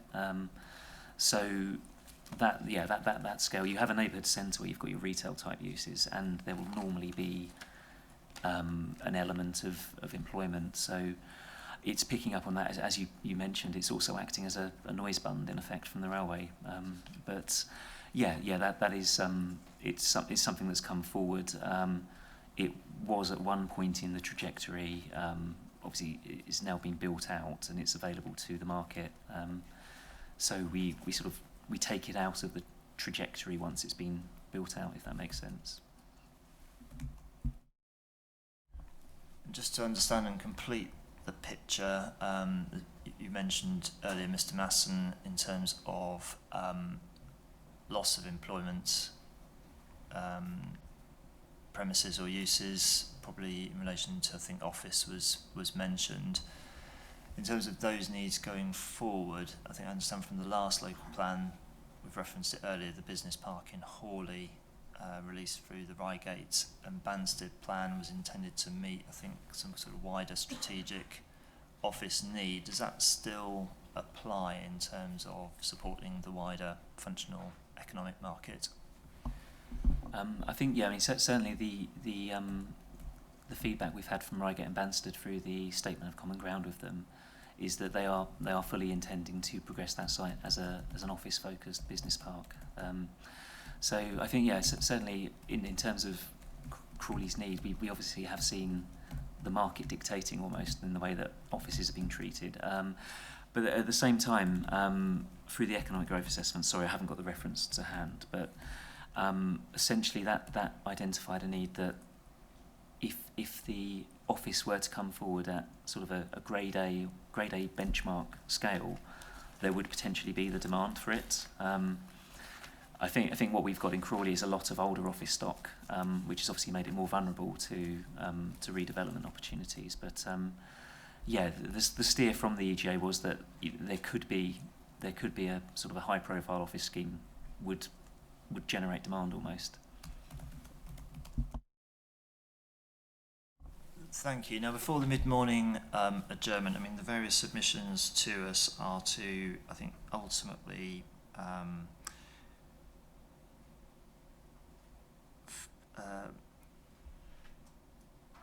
come to or invite us to come to a conclusion that there should be a higher figure. I think ultimately in policy EC1, I appreciate Gatwick Airport probably are not advocating that approach, and I appreciate the council's position is you've followed through the practice guidance, and the figure that provided in the plan is an appropriate strategy, and it's a sound outcome from the process. But were we to conclude that a higher figure or need was necessary for plan soundness. I mean, there seems to be some coalescence around sort of the 50 to 70 sort of hectare kind of mark for supporting strategic warehouse distribution type uses. I mean, what's the practical consequence of that in terms of what the borough can actually do?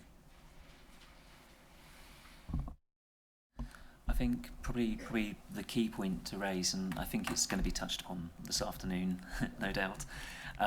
We've in our plan, we tried to strike a balance between the requirement, reluctantly, to safeguard land, and the providing of our employment needs. So we've tried to achieve that balance. But what we are trying to do is minimise the amount of safeguarded land that is eaten into. So the implication potentially of a higher need is that we're not able to accommodate it potentially. And if that were the case, then you end up with an unmet need almost. So I think the approach we've tried to take effectively balances the labour demand figure. That applies a sort of a balanced approach with a supply-led housing figure. But also in allocating the site, we recognise that we would be meeting our employment needs based on that labour demand figure, but with the flexibility for additionality to come forward where justified.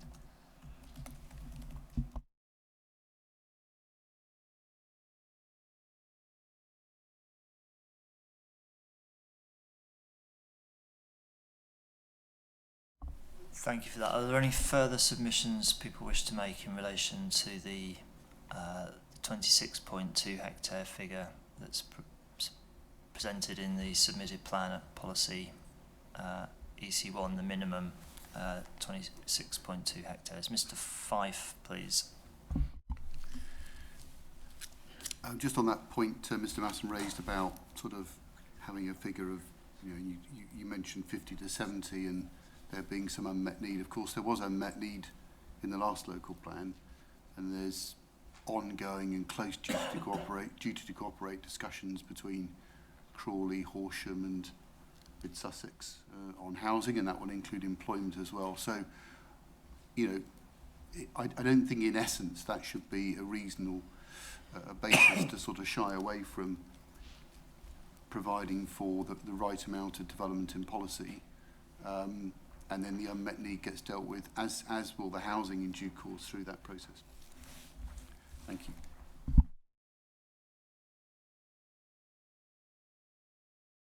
Mr. Hardesty, please. Yeah, just to very briefly add, I think I haven't commented on the use of the word minimum in great length, but I think that term minimum is doing some very heavy lifting at the moment, and there's obviously a number of issues that could potentially drive that requirement, which we discussed before the break, and I won't reiterate. I think the key point I wanted to make in addition to that is there hasn't really been sufficient work done by the council to then say, is the additional capacity at Gatwick Green as allocated sufficient to meet any such flexibility? And I know there's a question about flexibility on the agenda. Given the number of issues that might be driving demand, and as you correctly surmised, we're probably in the order of 50 to 70 hectares, which does take us beyond that additional capacity at Gatwick Green as currently allocated. My client's site would then potentially provide a limited but sensible extension to that, and actually provide an opportunity for coherent master planning of that site. My colleague may well be able to speak to that matter, but that might come up later in other issues under matter 4. But just, I think the key point is the reliance on the word minimum without quantifying what an upper limit or reasonable upper limit might be means that you don't know whether the flexibility of the additional land at Gatwick Green is in any way sufficient. and we would suggest that it probably isn't.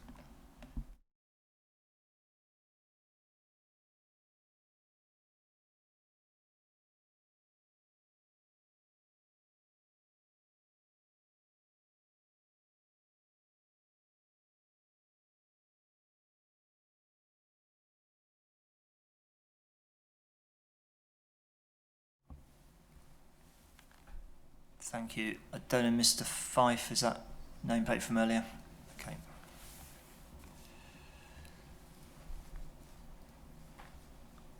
Okay, well, I'm clear on respective positions on this. Just going back, Mr. Hardesty, to your last point in terms of, you know, one scenario is to identify an alternative minimum figure, and obviously the council will tell me they've looked at kind of various scenarios through the EGA and subsequently through sustainability appraisal that's informed their figure.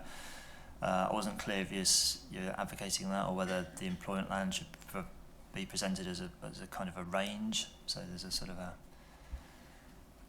In terms of the use of a range, I think we can all agree, based on the conversation today, it's a slightly imprecise science, and I certainly wouldn't advocate for trying to come up with some very precise figure and saying that is and go back to the predict and provide type approaches.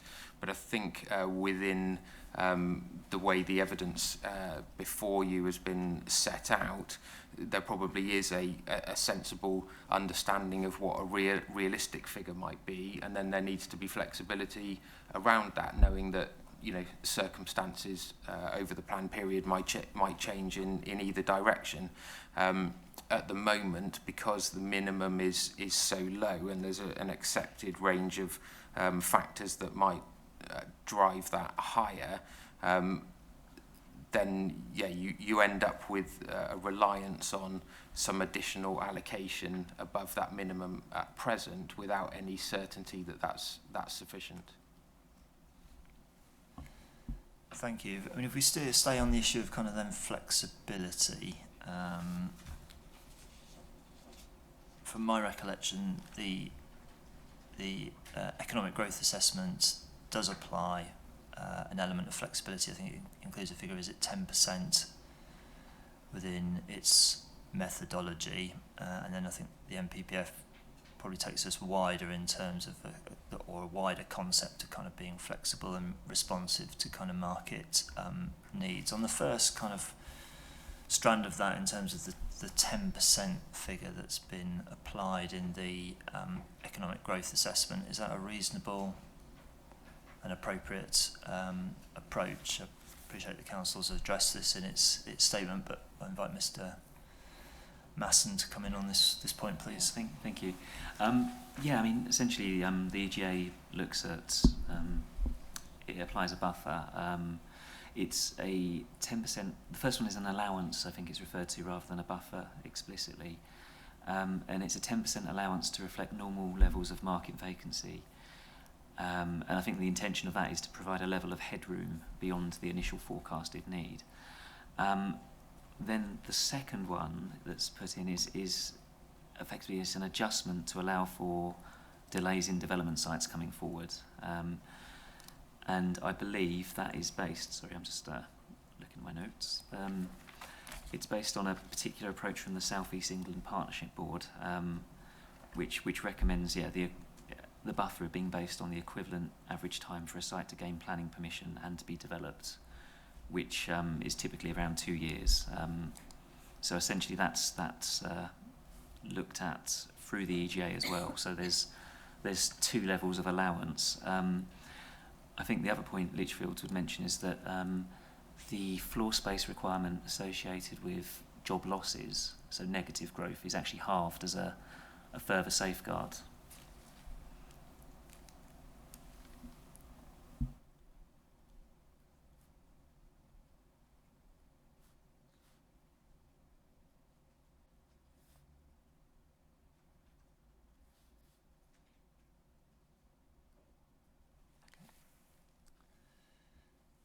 Thank you. So was that it? Was that anything further, Mr. Masson?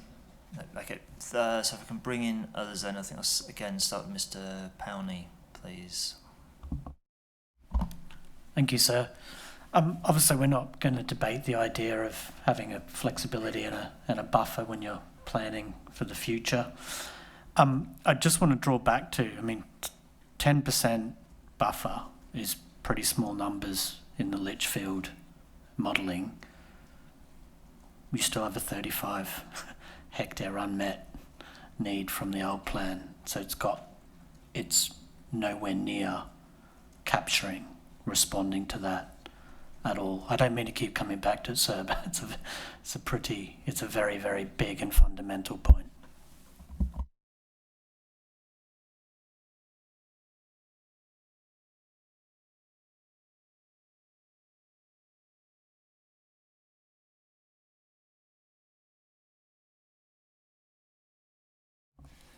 I mean, just on that point of the unmet need, I mean, that was 9 years ago from kind of examination. I mean, things changed. I mean, is it still a reliable or figure to be given some weight to? I would say yes. Yes, from a principal point, and so you're exactly right. You know, that is a position.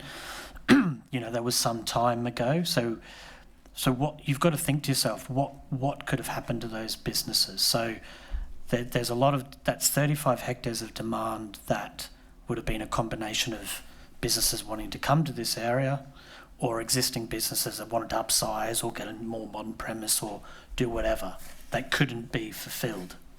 So at that point in time, it was an unfilled, I call it a latent demand.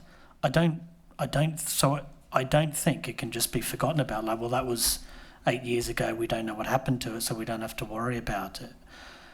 And this is what I want to... Sarah, I've kind of made my point, so I'm not trying to be one that just keeps repeating, but is someone the council said before that they've used market signals to pick the Experian model over Oxford Economics? Well, as I said to you before, the Experian modelling is really only tracking the historic trend. So I know I keep coming back to this point, but it all says you had 35 hectares unmet demand. Now you're putting through a 26.2 hectare minimum, which is based on historic trends. All I'm imploring is at some point we move to more of a best efforts to accommodate the demand we all agree is out there, but at some point, shouldn't we be trying to accommodate it in a fuller sense? Thank you for that. Mr. Hardesty, please. Yes, so in terms of the recognise that there are two uplifts, and I think the first uplift of 10% on that net additional requirement, which relates to the frictional movement of the market and making sure that as your economy grows, you're allowing the market to move. I think that is fairly standard practice. Then the second allowance, as it's described in the EGA, is again trying to cover some quite significant issues, and it notes that it's trying to cover replacement demand and the historic constraint and a range of things. And I don't want to, I'm not going to go through all the numbers. I draw your attention again to our response to question 4.9 in our representation or hearing statement, which is 027-001, where I think we set out quite significantly that actually just taking an increment of this additional demand, and a quite small increment at that, is woefully inadequate to deal with the matters that it's said to be dealing with. So whilst we recognise it's an attempt to do something about that, it's just a fairly arbitrary number and isn't really based on the fact, particularly it's trying to deal with matters within the existing economy as it stands, in terms of churn and in terms of that scale of, historic constraint. Whilst that 35 hectare figure might be from several years ago, I think the evidence set out this morning has said that there are ongoing issues. There is clearly latent demand and unmet demand. it's probably the best quantification we have, given that wasn't available over the last plan period and has factored into the figures that we're now looking at around what take-up has been able to be, the way that projections have been developed. Well, if that could be in the order of 35 hectares, providing an allowance of 10% on top of about 20 hectares is not going to get you anywhere near it. It's just orders of magnitude out. So I think that it's the whole sort of thinking behind that, I think, is where we would take issue and say it isn't sufficient. And we've set out in our hearing statement what we think are two different ways that you could consider that, and comes to a very different response. Thank you. And Mr. Osborne, please. Thank you, sir. Just picking up on this both quantum and flexibility point, noting the Lichfields 49 hectares or thereabouts in that recent briefing note, the November 3rd briefing note. From a local agency perspective, operating in manor role in the region for 25 or 30 years, I'm still concerned that that could still be underplayed. Over the life of the plan, we often see one or two unforeseen significant large requirements emerge, and I can give you an example if it's appropriate, but that could take out a significant quantum of space. Dealing with the other point around flexibility, for the employment land provision to be sound and for it to be flexible, to my mind, that needs to deliver a mixture of accommodation, move on space, industrial, a full range of sizes. But from a market perspective, the higher returns are delivered by B8, warehousing and big buildings. So unless that is reflected in the local plan, you'll have people priced out, or you'll have people delivering big buildings, which is what's happening on Manor Royal at the moment, and no provision of the smaller units. So I think that's my main point I want to get across.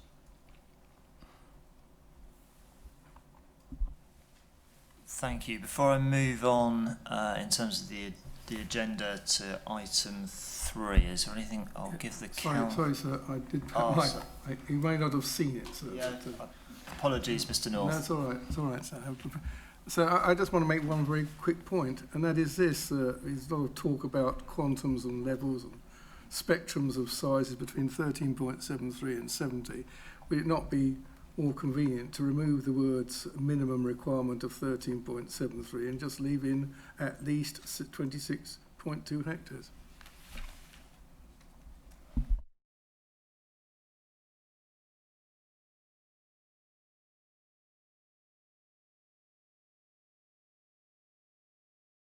Thank you. I've noted that suggestion. Before I move on to item 3, of the agenda, we'll give the council final opportunities. Anything further it wishes to add in terms of the soundness of the proposed kind of methodology or approach that's identified the minimum 26.2 hectare figure? No. Yeah, thank you. I mean, I think really just to reiterate what we said at the start of this, that we've undertaken a robust economic growth assessment. We've sought to go with a figure that we think represents a positive and reasonable approach in planning for economic growth in Crawley. And the approach that we've identified, we believe, does meet our business needs in full, whilst allowing sufficient flexibility and uplift to accommodate a greater figure than that. And it does reflect the market signals as well. Thank you. I am going to move on now in terms of the agenda to item 3. I appreciate there's a bit of overlap here, potentially what we're going to be discussing this afternoon and tomorrow morning, so I just want to keep things reasonably high level at this stage in terms of having identified an employment land requirement and a net need of at least 13.73 hectares. Just the principle of whether a single strategic land release is the appropriate strategy in the case of Crawley Borough. I think the topic paper 5 from the council describes it as, quote, the only site, this is Gatwick Green, that could be contemplated. and whether that's that approach is a sound one, and how the council has looked at potential other options through sustainability appraisal. I think it was referenced yesterday, could employment need be met in a more kind of dispersed manner through various kind of smaller sites that could cumulatively add up to the at least 13.73 hectares. So an opportunity for the council to further expand on why it considers a single site is the way is an appropriate strategy. I'll provide the headlines and then Ms Masson will come to the detail. First of all, there's no choice. There's nowhere else to go. I'll come to a little bit of a deviation on that in a moment. Secondly, if you can look at the EGA number 3, paragraph 228, you'll see there that the overwhelming requirement is for B8. So the market is telling us B8, and a strategic employment location has been justified on the basis that it's suitable for B8. So that's all consistent. The third is that the idea I think Gatwick proposed of coming up with a number of smaller sites has been expressly considered and rejected. If you can look please at Gatwick's answers to your questions, 3rd of November, page 3, so under matter 1 admittedly, but it's relevant to the question. You'll see a table at the bottom of page 3, I hope, on Gatwick's MIQs.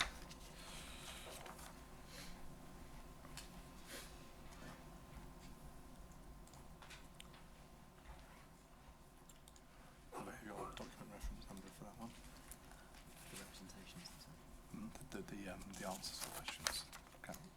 Yeah, it's representation. So rep 056. Yeah. 002. So it's rep 056002.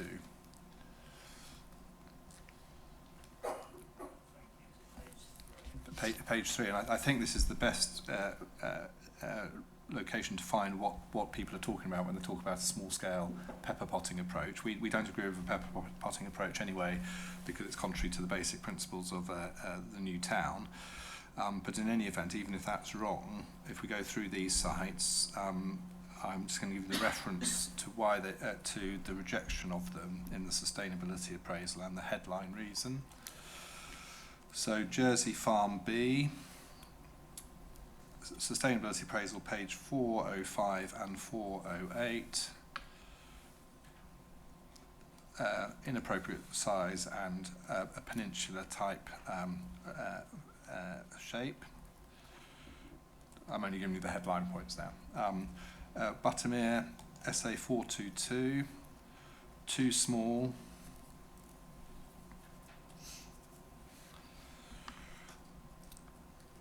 Land south of Bradford Road, 426, environmental designations and too small.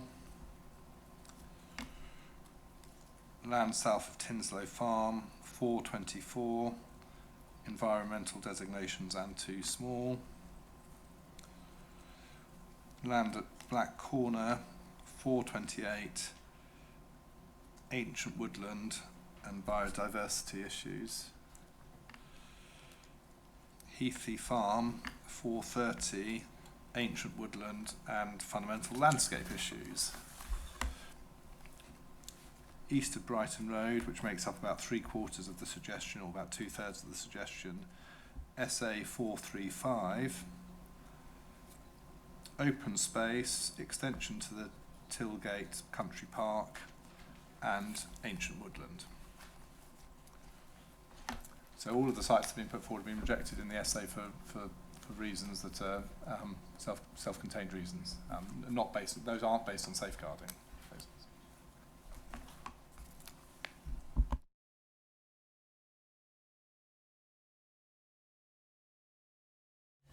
Thank you. And just on this issue of a single strategic site, I'll bring in others shortly if they so wish. In terms of 13, or the minimum 13.73 hectares, can that meaningfully deliver the kind of the mid I think they've been referred to as kind of mid-box or large box type B8 storage distribution uses. Is that in itself a kind of a meaningful site to deliver those uses? Yeah, I mean, I think we think that you could certainly get a number of sites on there. Potentially, it may be part of a first phase of the allocation, with the applicant then demonstrating the necessary evidence to have sort of additional phases of that site coming forward. But certainly, in terms of accommodating some of those needs, it's still quite a significantly bigger plot than what we have available at the moment anyway.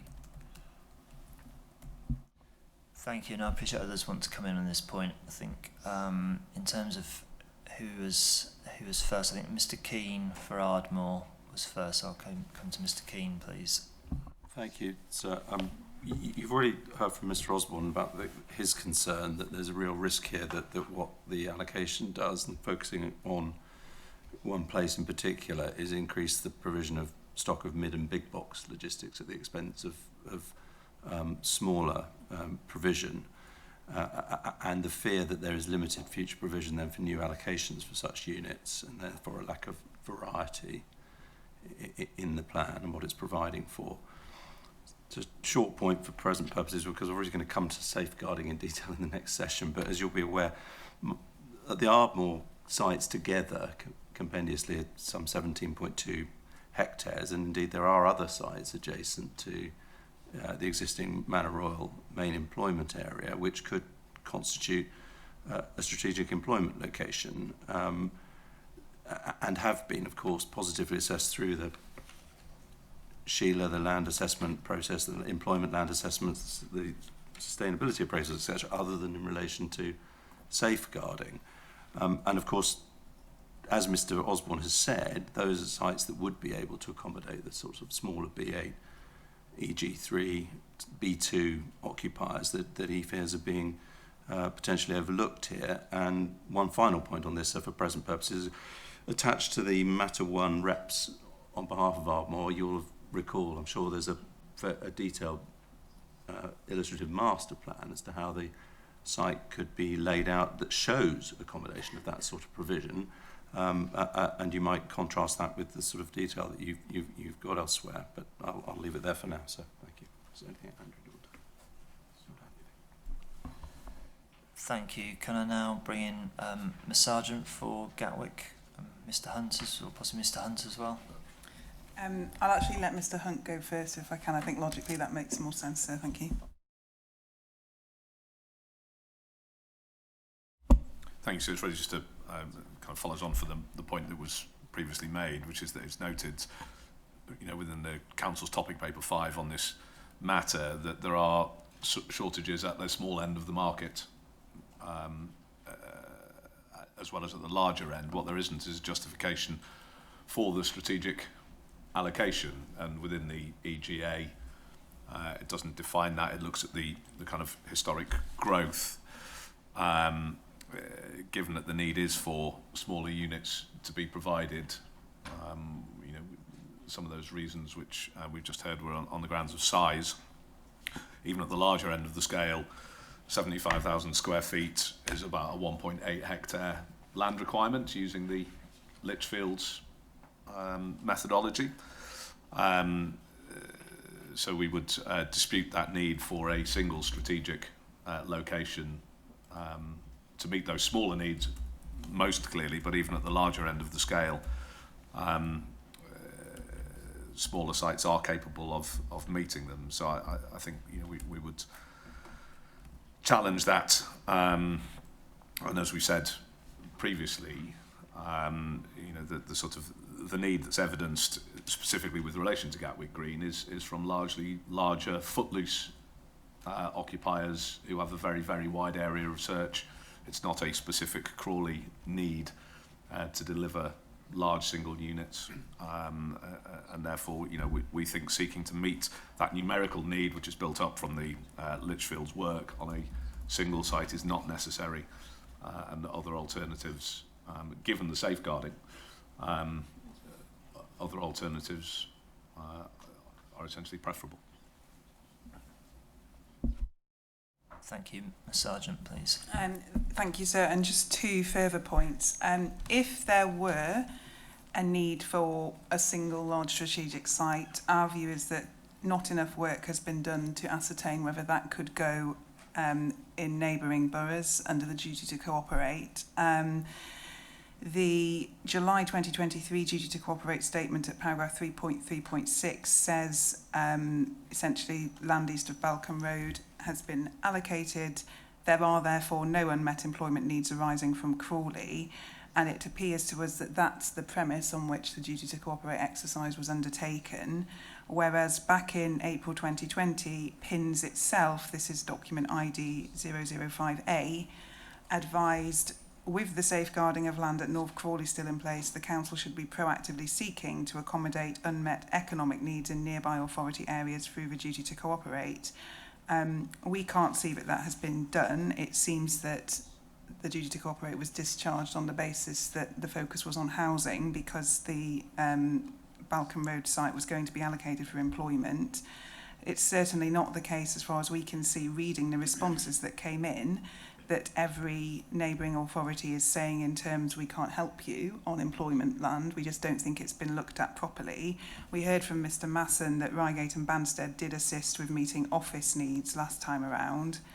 And in the sustainability appraisal, this is page 232, it appears as though consideration's been given, but only to sort of known potential employment allocations and things that were already in the planning pipeline in other boroughs. So we don't, it doesn't appear to us that the question was posed sufficiently in a sufficiently probing and vigorous manner. So that's the first point. The second point is that we don't accept either that it has been shown that there isn't anywhere else for a large strategic employment site to go within Crawley Borough. Looking at the sustainability appraisal, there is also the east of Brighton Road site, which is a large site, and I'm not going to go through the table setting out the analysis there now, but when you do that, sirs, you'll see that the sustainability appraisal approaches the Gatwick Green site in what we think is an inexplicably but obviously more positive fashion than it does the east of Brighton Road site. What do I mean by that? Gatwick Green is safeguarded land and it is protected by national policy as such, and I'll come back to this point either later today or tomorrow.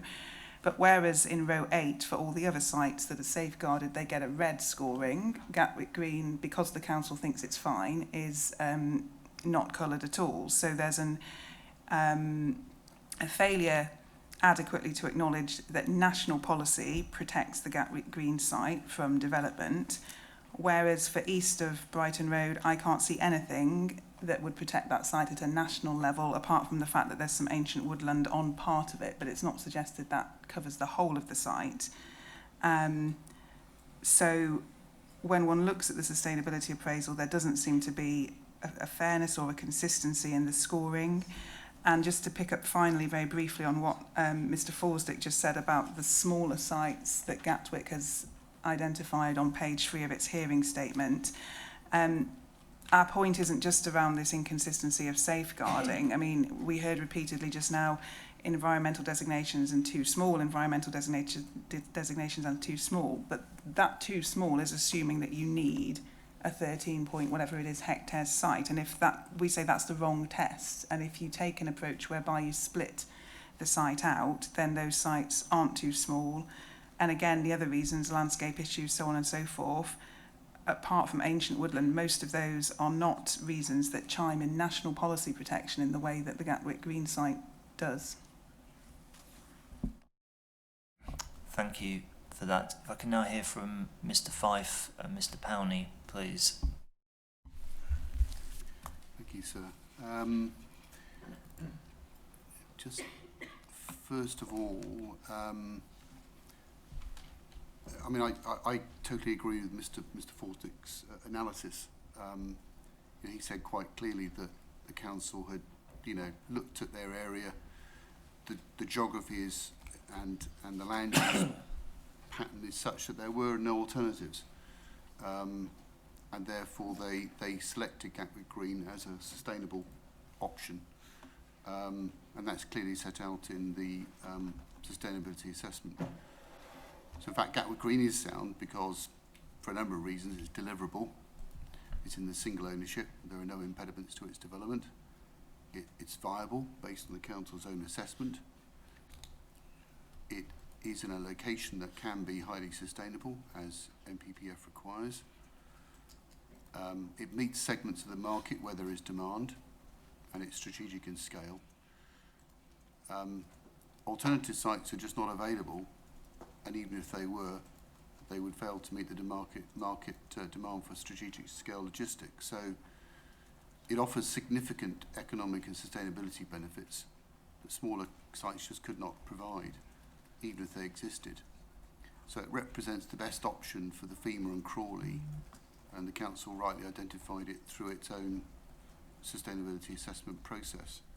I agree wholly with the analysis of those alternative sites that Gal have put forward. And in relation to Brighton Road, it has ancient woodland, Gatwick Green does not. There's a local wildlife site, Gatwick Green does not. And there's a lack of sustainable transport options, which doesn't apply to Gatwick Green. So I think in the round, the council's done a thorough piece of work. There were no alternatives within Crawley, and the advantage, of course, of Gatwick Green is it takes pressure off Manor Royal. That's the thing. It will largely deal with the large and very large box demand, leaving Manor Royal to deal with all the other industrial requirements, such as it can, being concerns that are being raised by one or two other participants. So I think in that sense it's the right strategy. Thank you. Thank you, Mr. Powney. Thank you, sir. Just following on from that, I mean, I think first of all, the other participant on the second row that's talking about smaller and mid-box unit demand being high. We actually agree with that, very much so. But the fact of the matter is, Manor Royal is there kind of serving that demand more. I mean, we have a figure in our in the Savills report, which is Appendix 2 to Rep 055, which clearly shows the majority of Crawley's existing stock is under 10,000 square metres, and the council are right that Manor Royal churn is happening, kind of in the smaller and mid-box unit range. And sort of in the industry, we typically class small as less than 3,000 square metres and mid-box between 3,000 and 10,000. So, across, if you look at that 10,000 square metres less, there's about 70% of Crawley's stock, existing stock, is in that small and mid-box category. It only has 7% of its existing stock in units above 25,000 square metres. And then obviously you see from the evidence that we've put forward, there is zero availability in those larger units. And why I'm talking about this sets the context. I know it's simple, we all understand it, but big units only fit on big sites. So, the Litchfield and the council's evidence has used a 40% plot ratio, which is fairly standard to understand the development potential of sites for industrial logistics floor space. So using a 40% plot ratio, you need about a 6 hectare site to accommodate a 25,000 square metre unit. And this is where, we come back to our point that the 13 hectare 20 net and the 26 hectare gross figures are not enough, because basically the 13 hectares, if it was going to be used for only large units at Gatwick Green, that's really only 2 large units at 25,000 square metres. Where if you were to allocate you know, being able to use the larger site allocation, obviously it allows you to build more than 2 large units, but also potentially it gives you the flexibility to provide a diverser range of units based on market needs, and then dovetailing with the needs of Manor Royal. Because we completely agree with what I think the council was saying. I don't want to put words in their mouth, but my conclusion is we need new labour supply, so most of the churn of Manor Royal is not going to office space being lost to INL and so forth. So the only way to help that kind of cannibalisation that you're seeing at the moment in Manor Royal is to allocate more supply for the booming bit of the market, which is logistics. So in all that, we totally agree. The point is, the 13 hectares is really only 2 large units. That if it was 13 hectares, larger allows more larger units, but also the integration of potentially other size units based on needs. And exactly what that Sir was saying, you know, there is still other mid-box demand out there. We shouldn't forget about manufacturers. You know, a lot of our numbers are saying in there, you know, manufacturing has been quite strong over the last 6 months. So, you know, a larger site just allows you to build a site forward in phases. So it gives you a longer term sort of supply profile. It allows you to be more flexible to the market. And I suppose just I'll end that point is you can't put big boxes on a lot of small units. And it's just this point that, you know, Crawley hasn't had a major strategic site allocation since Manor Royal, I think, started coming forward in the 50s. So, you know, the Gatwick Green of its full potential is finally another strategic site to help meet the market needs. Thank you for that. Is it Ms Holloway for Ardmore? Thank you, sir. Just really to amplify on a couple of bits from our MIQs and what Mr Fife has said earlier. As local land agents, we've been fortunate enough to deal with a number of strategic employment locations in the wider region. So while Mr Fife says that the land ownership means that it's a deliverable site, there are many other factors that, of course, can affect it when you have one single employment location. So really just to reiterate our point in our MIQ that we believe that resilience and robustness can be helped by having a strategic employment location plus other sites. And in our experience, that helps us be a bit more robust and resilient. For example, the Hall 9 allocation at Reigate and Banstead that we've talked about, and so is Mr Masson. I mean, that was allocated in September 2019, and whilst there's been discussion about it coming forward, there's still no bricks, no foundations, no detailed planning application. So just really to amplify a point, please.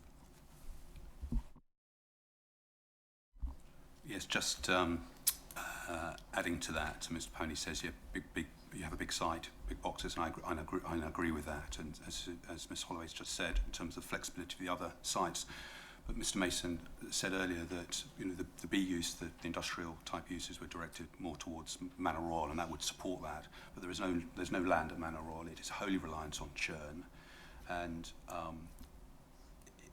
from a tour of the churn, the development that's happened, you'll see that the majority of the development that's taken place, churn, is all B8 mid-box developments. There is no small product. That's the important point.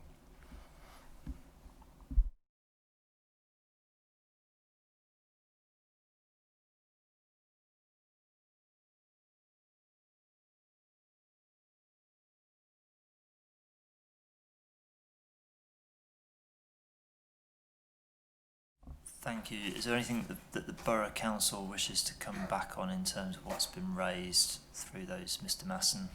Yeah, there's just one more point, really, was obviously the duty to cooperate was discussed yesterday. So, but just to reiterate, the Council's point is we're trying to meet our own needs within our own borough, so we don't need to go to our neighbours.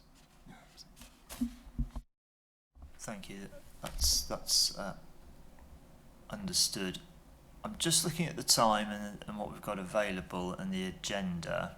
I just want to check in terms of who's likely or wants to speak on policy EC2 in terms of the main employment areas. I'm mindful Mr North is with us this morning and has got interest in EC7. And I'm just wondering whether it's perhaps more beneficial we deal with that first and then try and deal with some of the other matters, and then if we don't get it done in time, we'll have to put that over into a reserve session. So I think on that basis I will slightly take the agenda out of order and just deal now with item 8, and we'll come back if people want, if we've got time to deal with some of the issues under policy EC2 and EC5. Now in terms of policy EC7, this deals with hotel and visitor accommodation.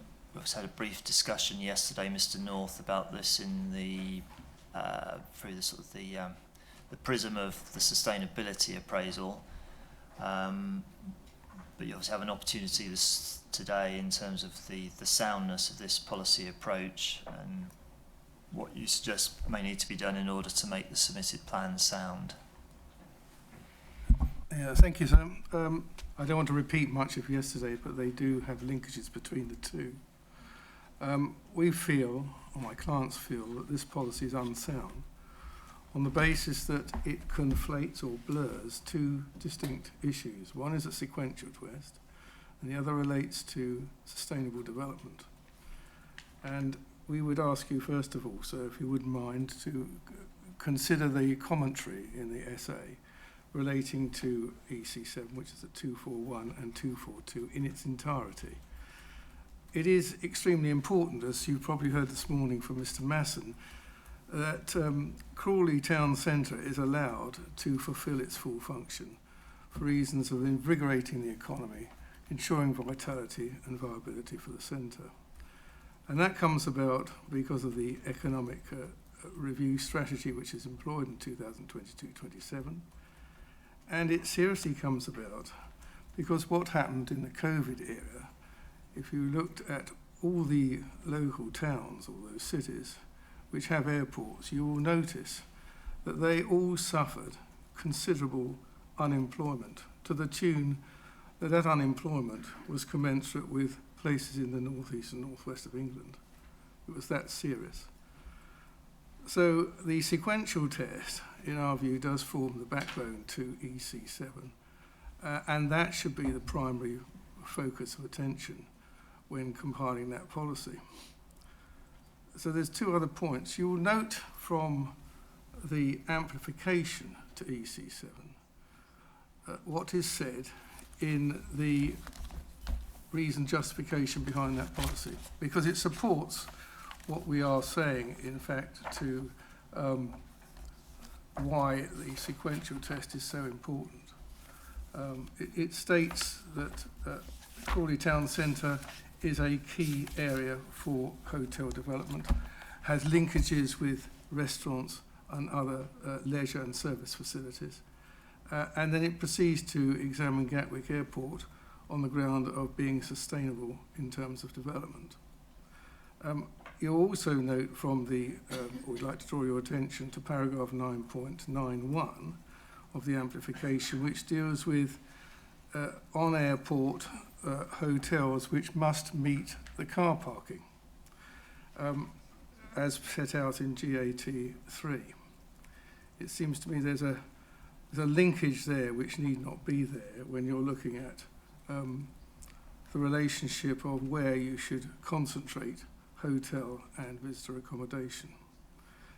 The important point is, and we realise this, that obviously Gatwick Airport is a significant employer and a significant contributor to the local economy and the national economy.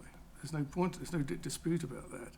But what we do say so is when you're looking at this form of development, visitor and accommodation, the requirement should not be simply based on the premise that you should meet car parking on airport, because as I said yesterday, you don't need planning permission to provide any form of development for car parking on airport. It's permitted development.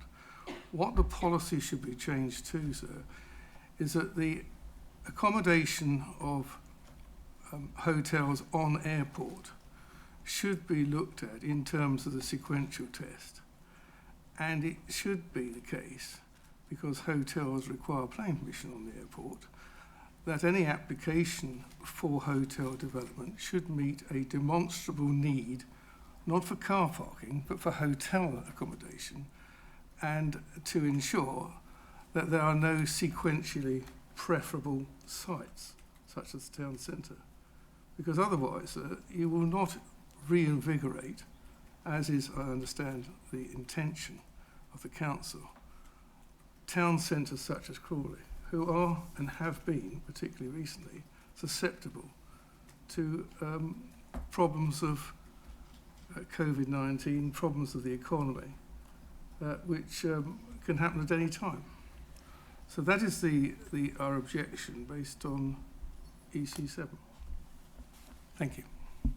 Thank you. If I can turn to the Borough Council, please, in terms of the consistency of this policy with national planning policy, and whether there are the very specific circumstances in Crawley that warrant or justify the policy approach that's put forward. And again, it might help me. I appreciate we are examining this plan afresh. It is an entire new, submitted plan. It's not a sort of partial review, but was this a similar policy? This is a new policy. Yeah. Okay, so it's those two strands really, whether this policy is consistent with national policy and whether there's justification in terms of the specific circumstances for Crawley that would justify the policy approach. The policy applies the sequential approach generally, and it disapplies it for very good reasons in respect of Gatwick Airport, because Gatwick Airport is a destination in its own right for people who've got no links with Crawley Town Centre. So effectively two completely different markets is, I think, the way it would be looked at. Here we're looking at people driving to the airport or arriving by train at the airport, staying overnight and getting on a plane.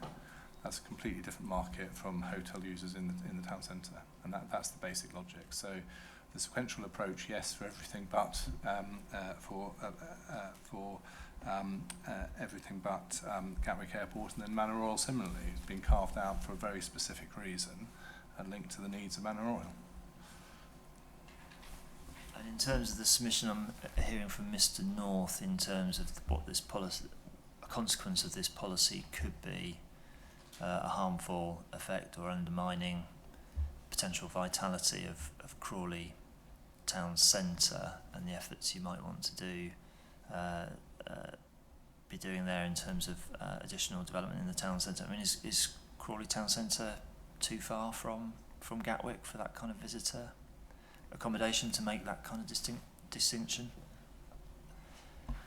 I mean, I think we do have one hotel in Crawley, but it's sort of quite different markets almost. I think the other point to make is that we do actually have a sort of a departure from the sequential test in the existing plan in relation to offices.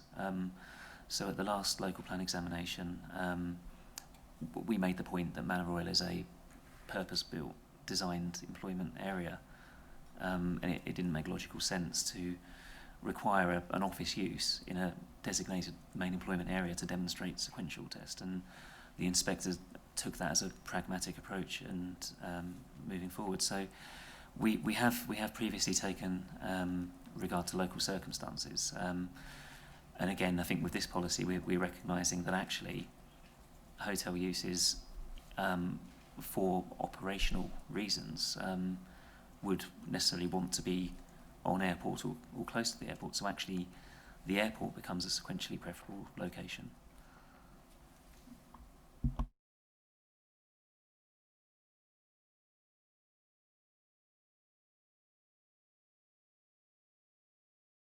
Thank you. Before I perhaps bring in Mr. North, is anything he wishes to say in response to that? Perhaps if I can hear from Gatwick Airport Limited. I don't know if it's going to be Ms. Sargent first or Mr. Hunt, in what order?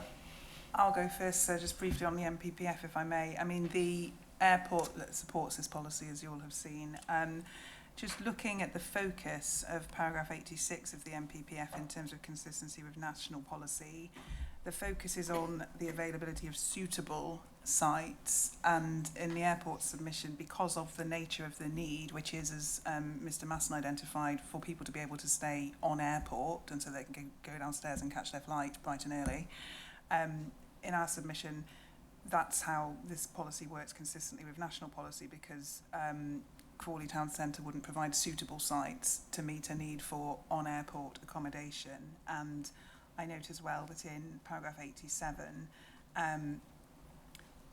there's also an exception at the application stage to the sequential test where the application,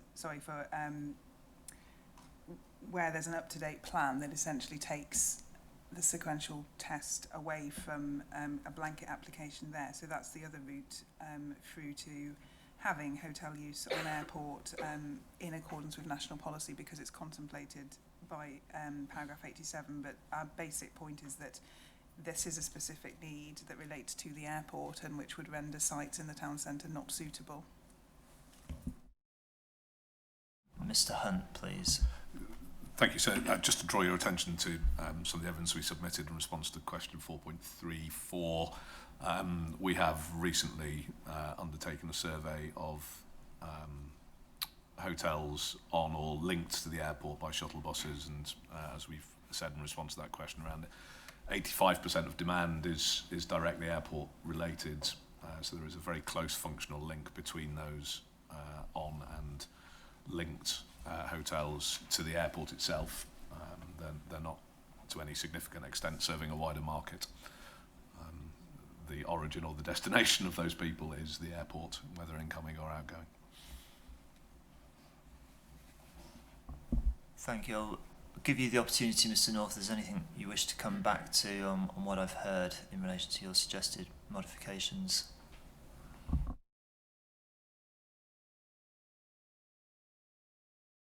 Thank you, sir.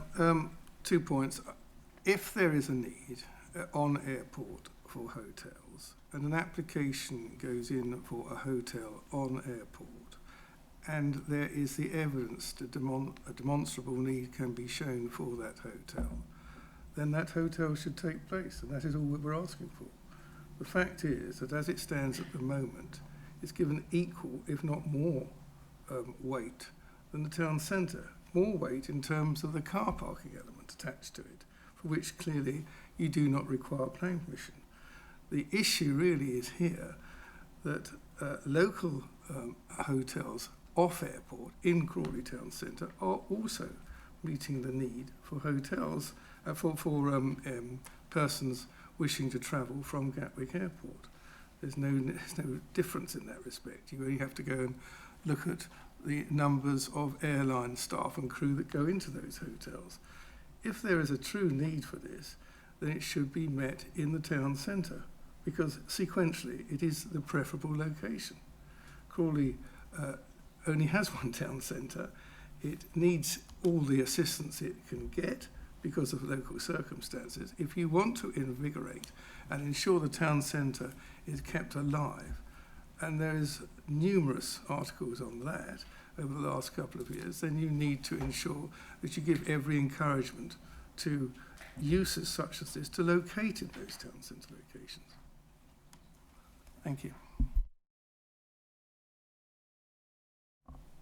Thank you for that. I'm clear in terms of the suggested modifications. I think you're advising us, Mr. North, to consider. I've heard the Council's response. There's nothing further I think I need to seek from the Council if there's nothing further he wishes to say. We've got a little bit of time before we can take a lunchtime adjournment, so I will carry on and see how much more of the agenda we can cover in this session. And I move on to policy EC2, which covers the, I think they're described as the main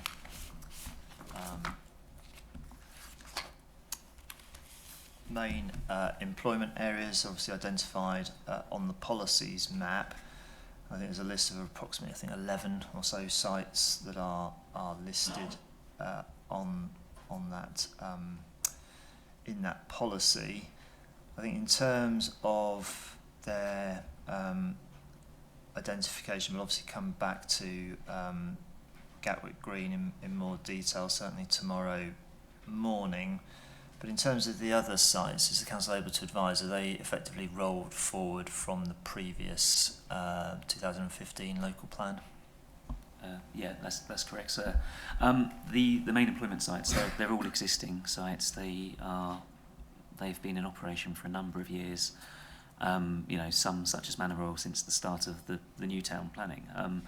But essentially they've all been operating for some time now, and they reflect an established concentration of employment sites. So we'll probably touch upon it in the next one, but again, the way Crawley's been planned is to have those dedicated employment areas to give businesses the opportunity to operate without constraint as they should be able to in terms of sort of noise, well, reasonable constraint in terms of noise, amenity, etc. So they are identified for that reason as a focus for economic growth. We're conscious of the land supply issues. That's been the approach to justify the retention of those areas as well. So essentially we have policy EC2, which covers the employment areas in the round. Some of the key main employment areas, though, Manor Royal, Gatwick Airport, the town centre, they have their own dedicated policies. So we have suggested a modification to policy EC2, just to clarify that those named areas have their own specific policies that should be referred to. I think because otherwise it read that the EC2 could be read as inconsistent with the particular policies relating to Manor Royal, Gatwick Airport, etc. So we've added a clarification, or we're suggesting a modification on that basis, which is set out in the modification schedule. I should say that modification actually reflects the wording in the existing policy, so it was an omission, but actually we think its addition adds the necessary clarity. Thank you for that. I mean, I think if that goes forward, that's something we would probably need to recommend as a main modification so that we can enable others to comment on it where it considered to be necessary for soundness. Within the list of sites that are identified, one of them is Lowfield Heath.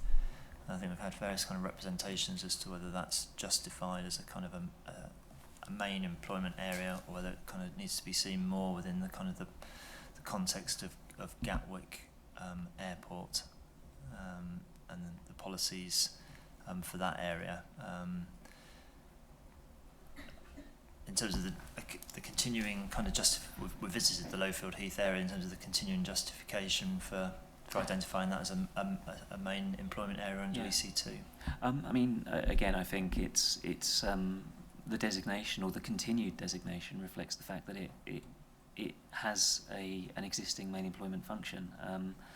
That's been the case for a number of years. I think Gatwick Airport have suggested a modification to the policy to specifically reference the safeguarding. However, it's clear that site is subject to safeguarding. It sits within the safeguarded area, and we've applied the policy for a number of years, sort of cognizant of the fact that it is in safeguarding. So certainly we don't see any justification for de-designating it as a main employment area when its function is for employment. That will be there anyway.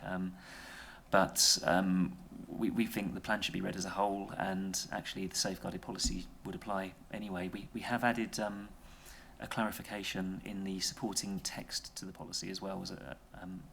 Sorry, I can't remember if you suggested that as a mod or if that was made in response to Gatwick Airport's previous representation. But I will check on that. But basically there has been wording included in the supporting text, or suggested to be. Thank you. Ms Sargent, please, for Gatwick Airport. Thank you, sir. You'll have seen, and this is the response to your question 4.14 in our hearing statement, that yes, our suggestion was that the word subject to policy GAT2 be added into the text of the actual policy. rather than the supporting text. In my experience, unfortunately, there's where things aren't in the policy and left to the supporting text, that just gives people like me and lawyers work to do. So we do think that would be clearer. However, an alternative way to go about it, given that there's also a debate, or we'll come back to this this afternoon, I suppose, as to the references to minor development and small-scale development and the scope of what can come forward within the safeguarded land. The airport's thinking on this has evolved, so actually we would suggest that additional text be added into EC2 to specify that in Lowfield Heath, employment generating development, including extensions, improvements and redevelopment of existing premises, will be permitted, provided it would not lead to a significant intensification or increase of development.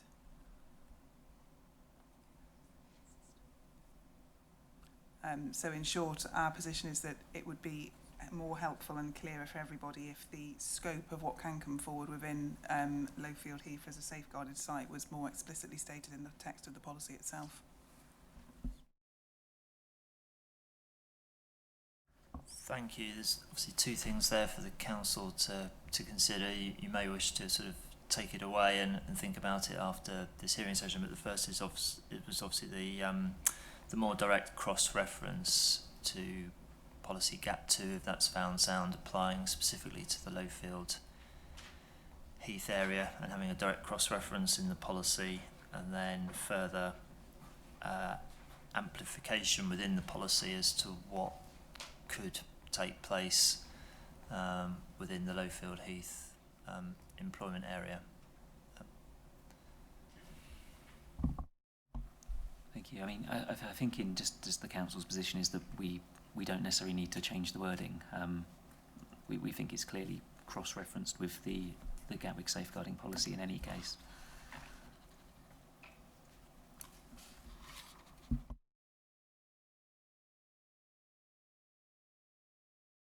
Thank you. And in terms of the second point about some further sort of specificity within the policy about what could take place at Lowfield Heath, notwithstanding the separate discussion we'll have around policy GAT 2, but does the council have an initial reaction, or is something it's willing to contemplate?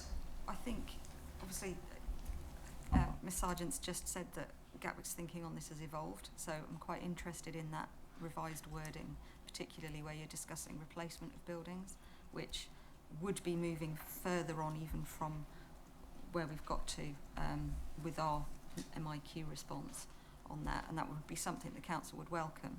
And I think it would presumably, I would hope it would be the safeguarding policy that would be amended as opposed to a specific difference in Lowfield Heath, but perhaps that's something we can clarify this afternoon as to what the thinking is on that. Sergeant, I don't know if you, on behalf of your client, have a... I wasn't proposing to keep everyone from their sandwiches. I think it would be sensible. I'm sure discussions can progress outside of this room on how that might be taken forward and how the council could then give it consideration. Okay, thank you. I mean, I think we'll come back to this issue. I think it's in this afternoon's session about how previous policy within the safeguarding area has worked and whether further clarifications may be necessary. There are still further items, I'm afraid, on my agenda. We are reaching the lunch hour. Can I just have an indication? Was there anybody who's wished to be heard or had anything further to say in relation to either policy EC2 or EC5 on skills and employment? I think it's going to be my suggestion to put policy EC5 over into part 2, and we can pick it up in the January sessions in terms of any further brief discussion on that. Mr. Fife, you're sort of halfway to putting your nameplate up. Yes, I mean, I don't have a huge amount to say about that policy. We can pick it up in January, but it wouldn't take, well, at least we wouldn't take up much examination time in making the point, but I'm obviously not sure where the council would sit on that. Mr. Masson. Thank you, sir. There's a couple of points on the skills policy. One was a point raised by Gatwick Airport, which we think, in principle, is a reasonable one. It discussed the methodology that's employed in the equation for the skills policy. I think, as worded, our policy refers to the resident employment self-containment rate. Gal has suggested it should refer to the employment self-containment rate, which is slightly different. I think we've looked at it, and it seems a reasonable suggestion. The only thing we need to clarify, I think, is that we're awaiting the updated census data. So what we don't know is how changing that would affect the figures that ultimately are contributed towards skills. I say that because I think Gal have provided some figures, and they would have the effect of reducing the contribution slightly. I think as a council we're comfortable with that, but what we wouldn't want is if we revise the figures and then look at the new census data or what have you, and it actually raises the figures and affects viability. So we wouldn't want that to be the case. So we're certainly comfortable with what Gal is suggesting, but we thought it might be useful to look into when some of the census data is coming out that would give us the figure that we need, and then revert back. So ideally it would come out before the December the 15th deadline. If it does, we can rerun the figures and look at it. But I think the steer is that, or our initial view is, it's probably going to reduce slightly the contribution, which as a council we're reasonably comfortable with, and it's just being mindful that we wouldn't want to affect viability by upping the figure effectively. So. Thank you. If I can perhaps bring in Gatwick Airport and then Mr. Fife briefly, please. Only to say, there were 2 points. This is our response to your question 4.33, sir. So the second point is the one about what we say is an error in the formula, and I just wasn't. But then we also have a first point about there being insufficient flexibility in what's proposed in any event. So I assume Mr. Masson's response was only dealing with the second point about the error in the formula. Okay. If there's going to be movement on the formula point between now and January, then it may be that it is sensible to pick this up briefly then, sir. I'll just hear briefly from Mr. Fife, and then I'll come back to the council. It sounds like this is heading towards a January sort of pickup. So rather than sort of disjointedly deal with one thing separate from another, shall we pick it up in January? Is that the... Yes, as I sit here now, what I'm thinking might be the way forward is if the council is further sort of contemplating or reflecting on the formula issue, whether it could do, once it's sort of thought about that further, maybe do an updated note in response to that could be provided into the examination, and whether that sort of further reflection then does lead to further changes around policy EC5 and its implementation. And then we do have a session in the part 2 hearings. I think it's on, if memory serves, I think it's the 11th of January.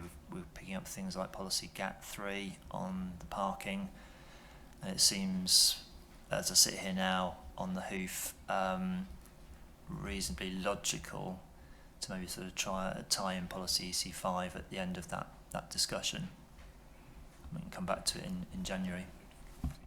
Yeah, we're quite happy with that approach. So am I understanding that we'll provide a note by the 15th of December deadline for the other notes?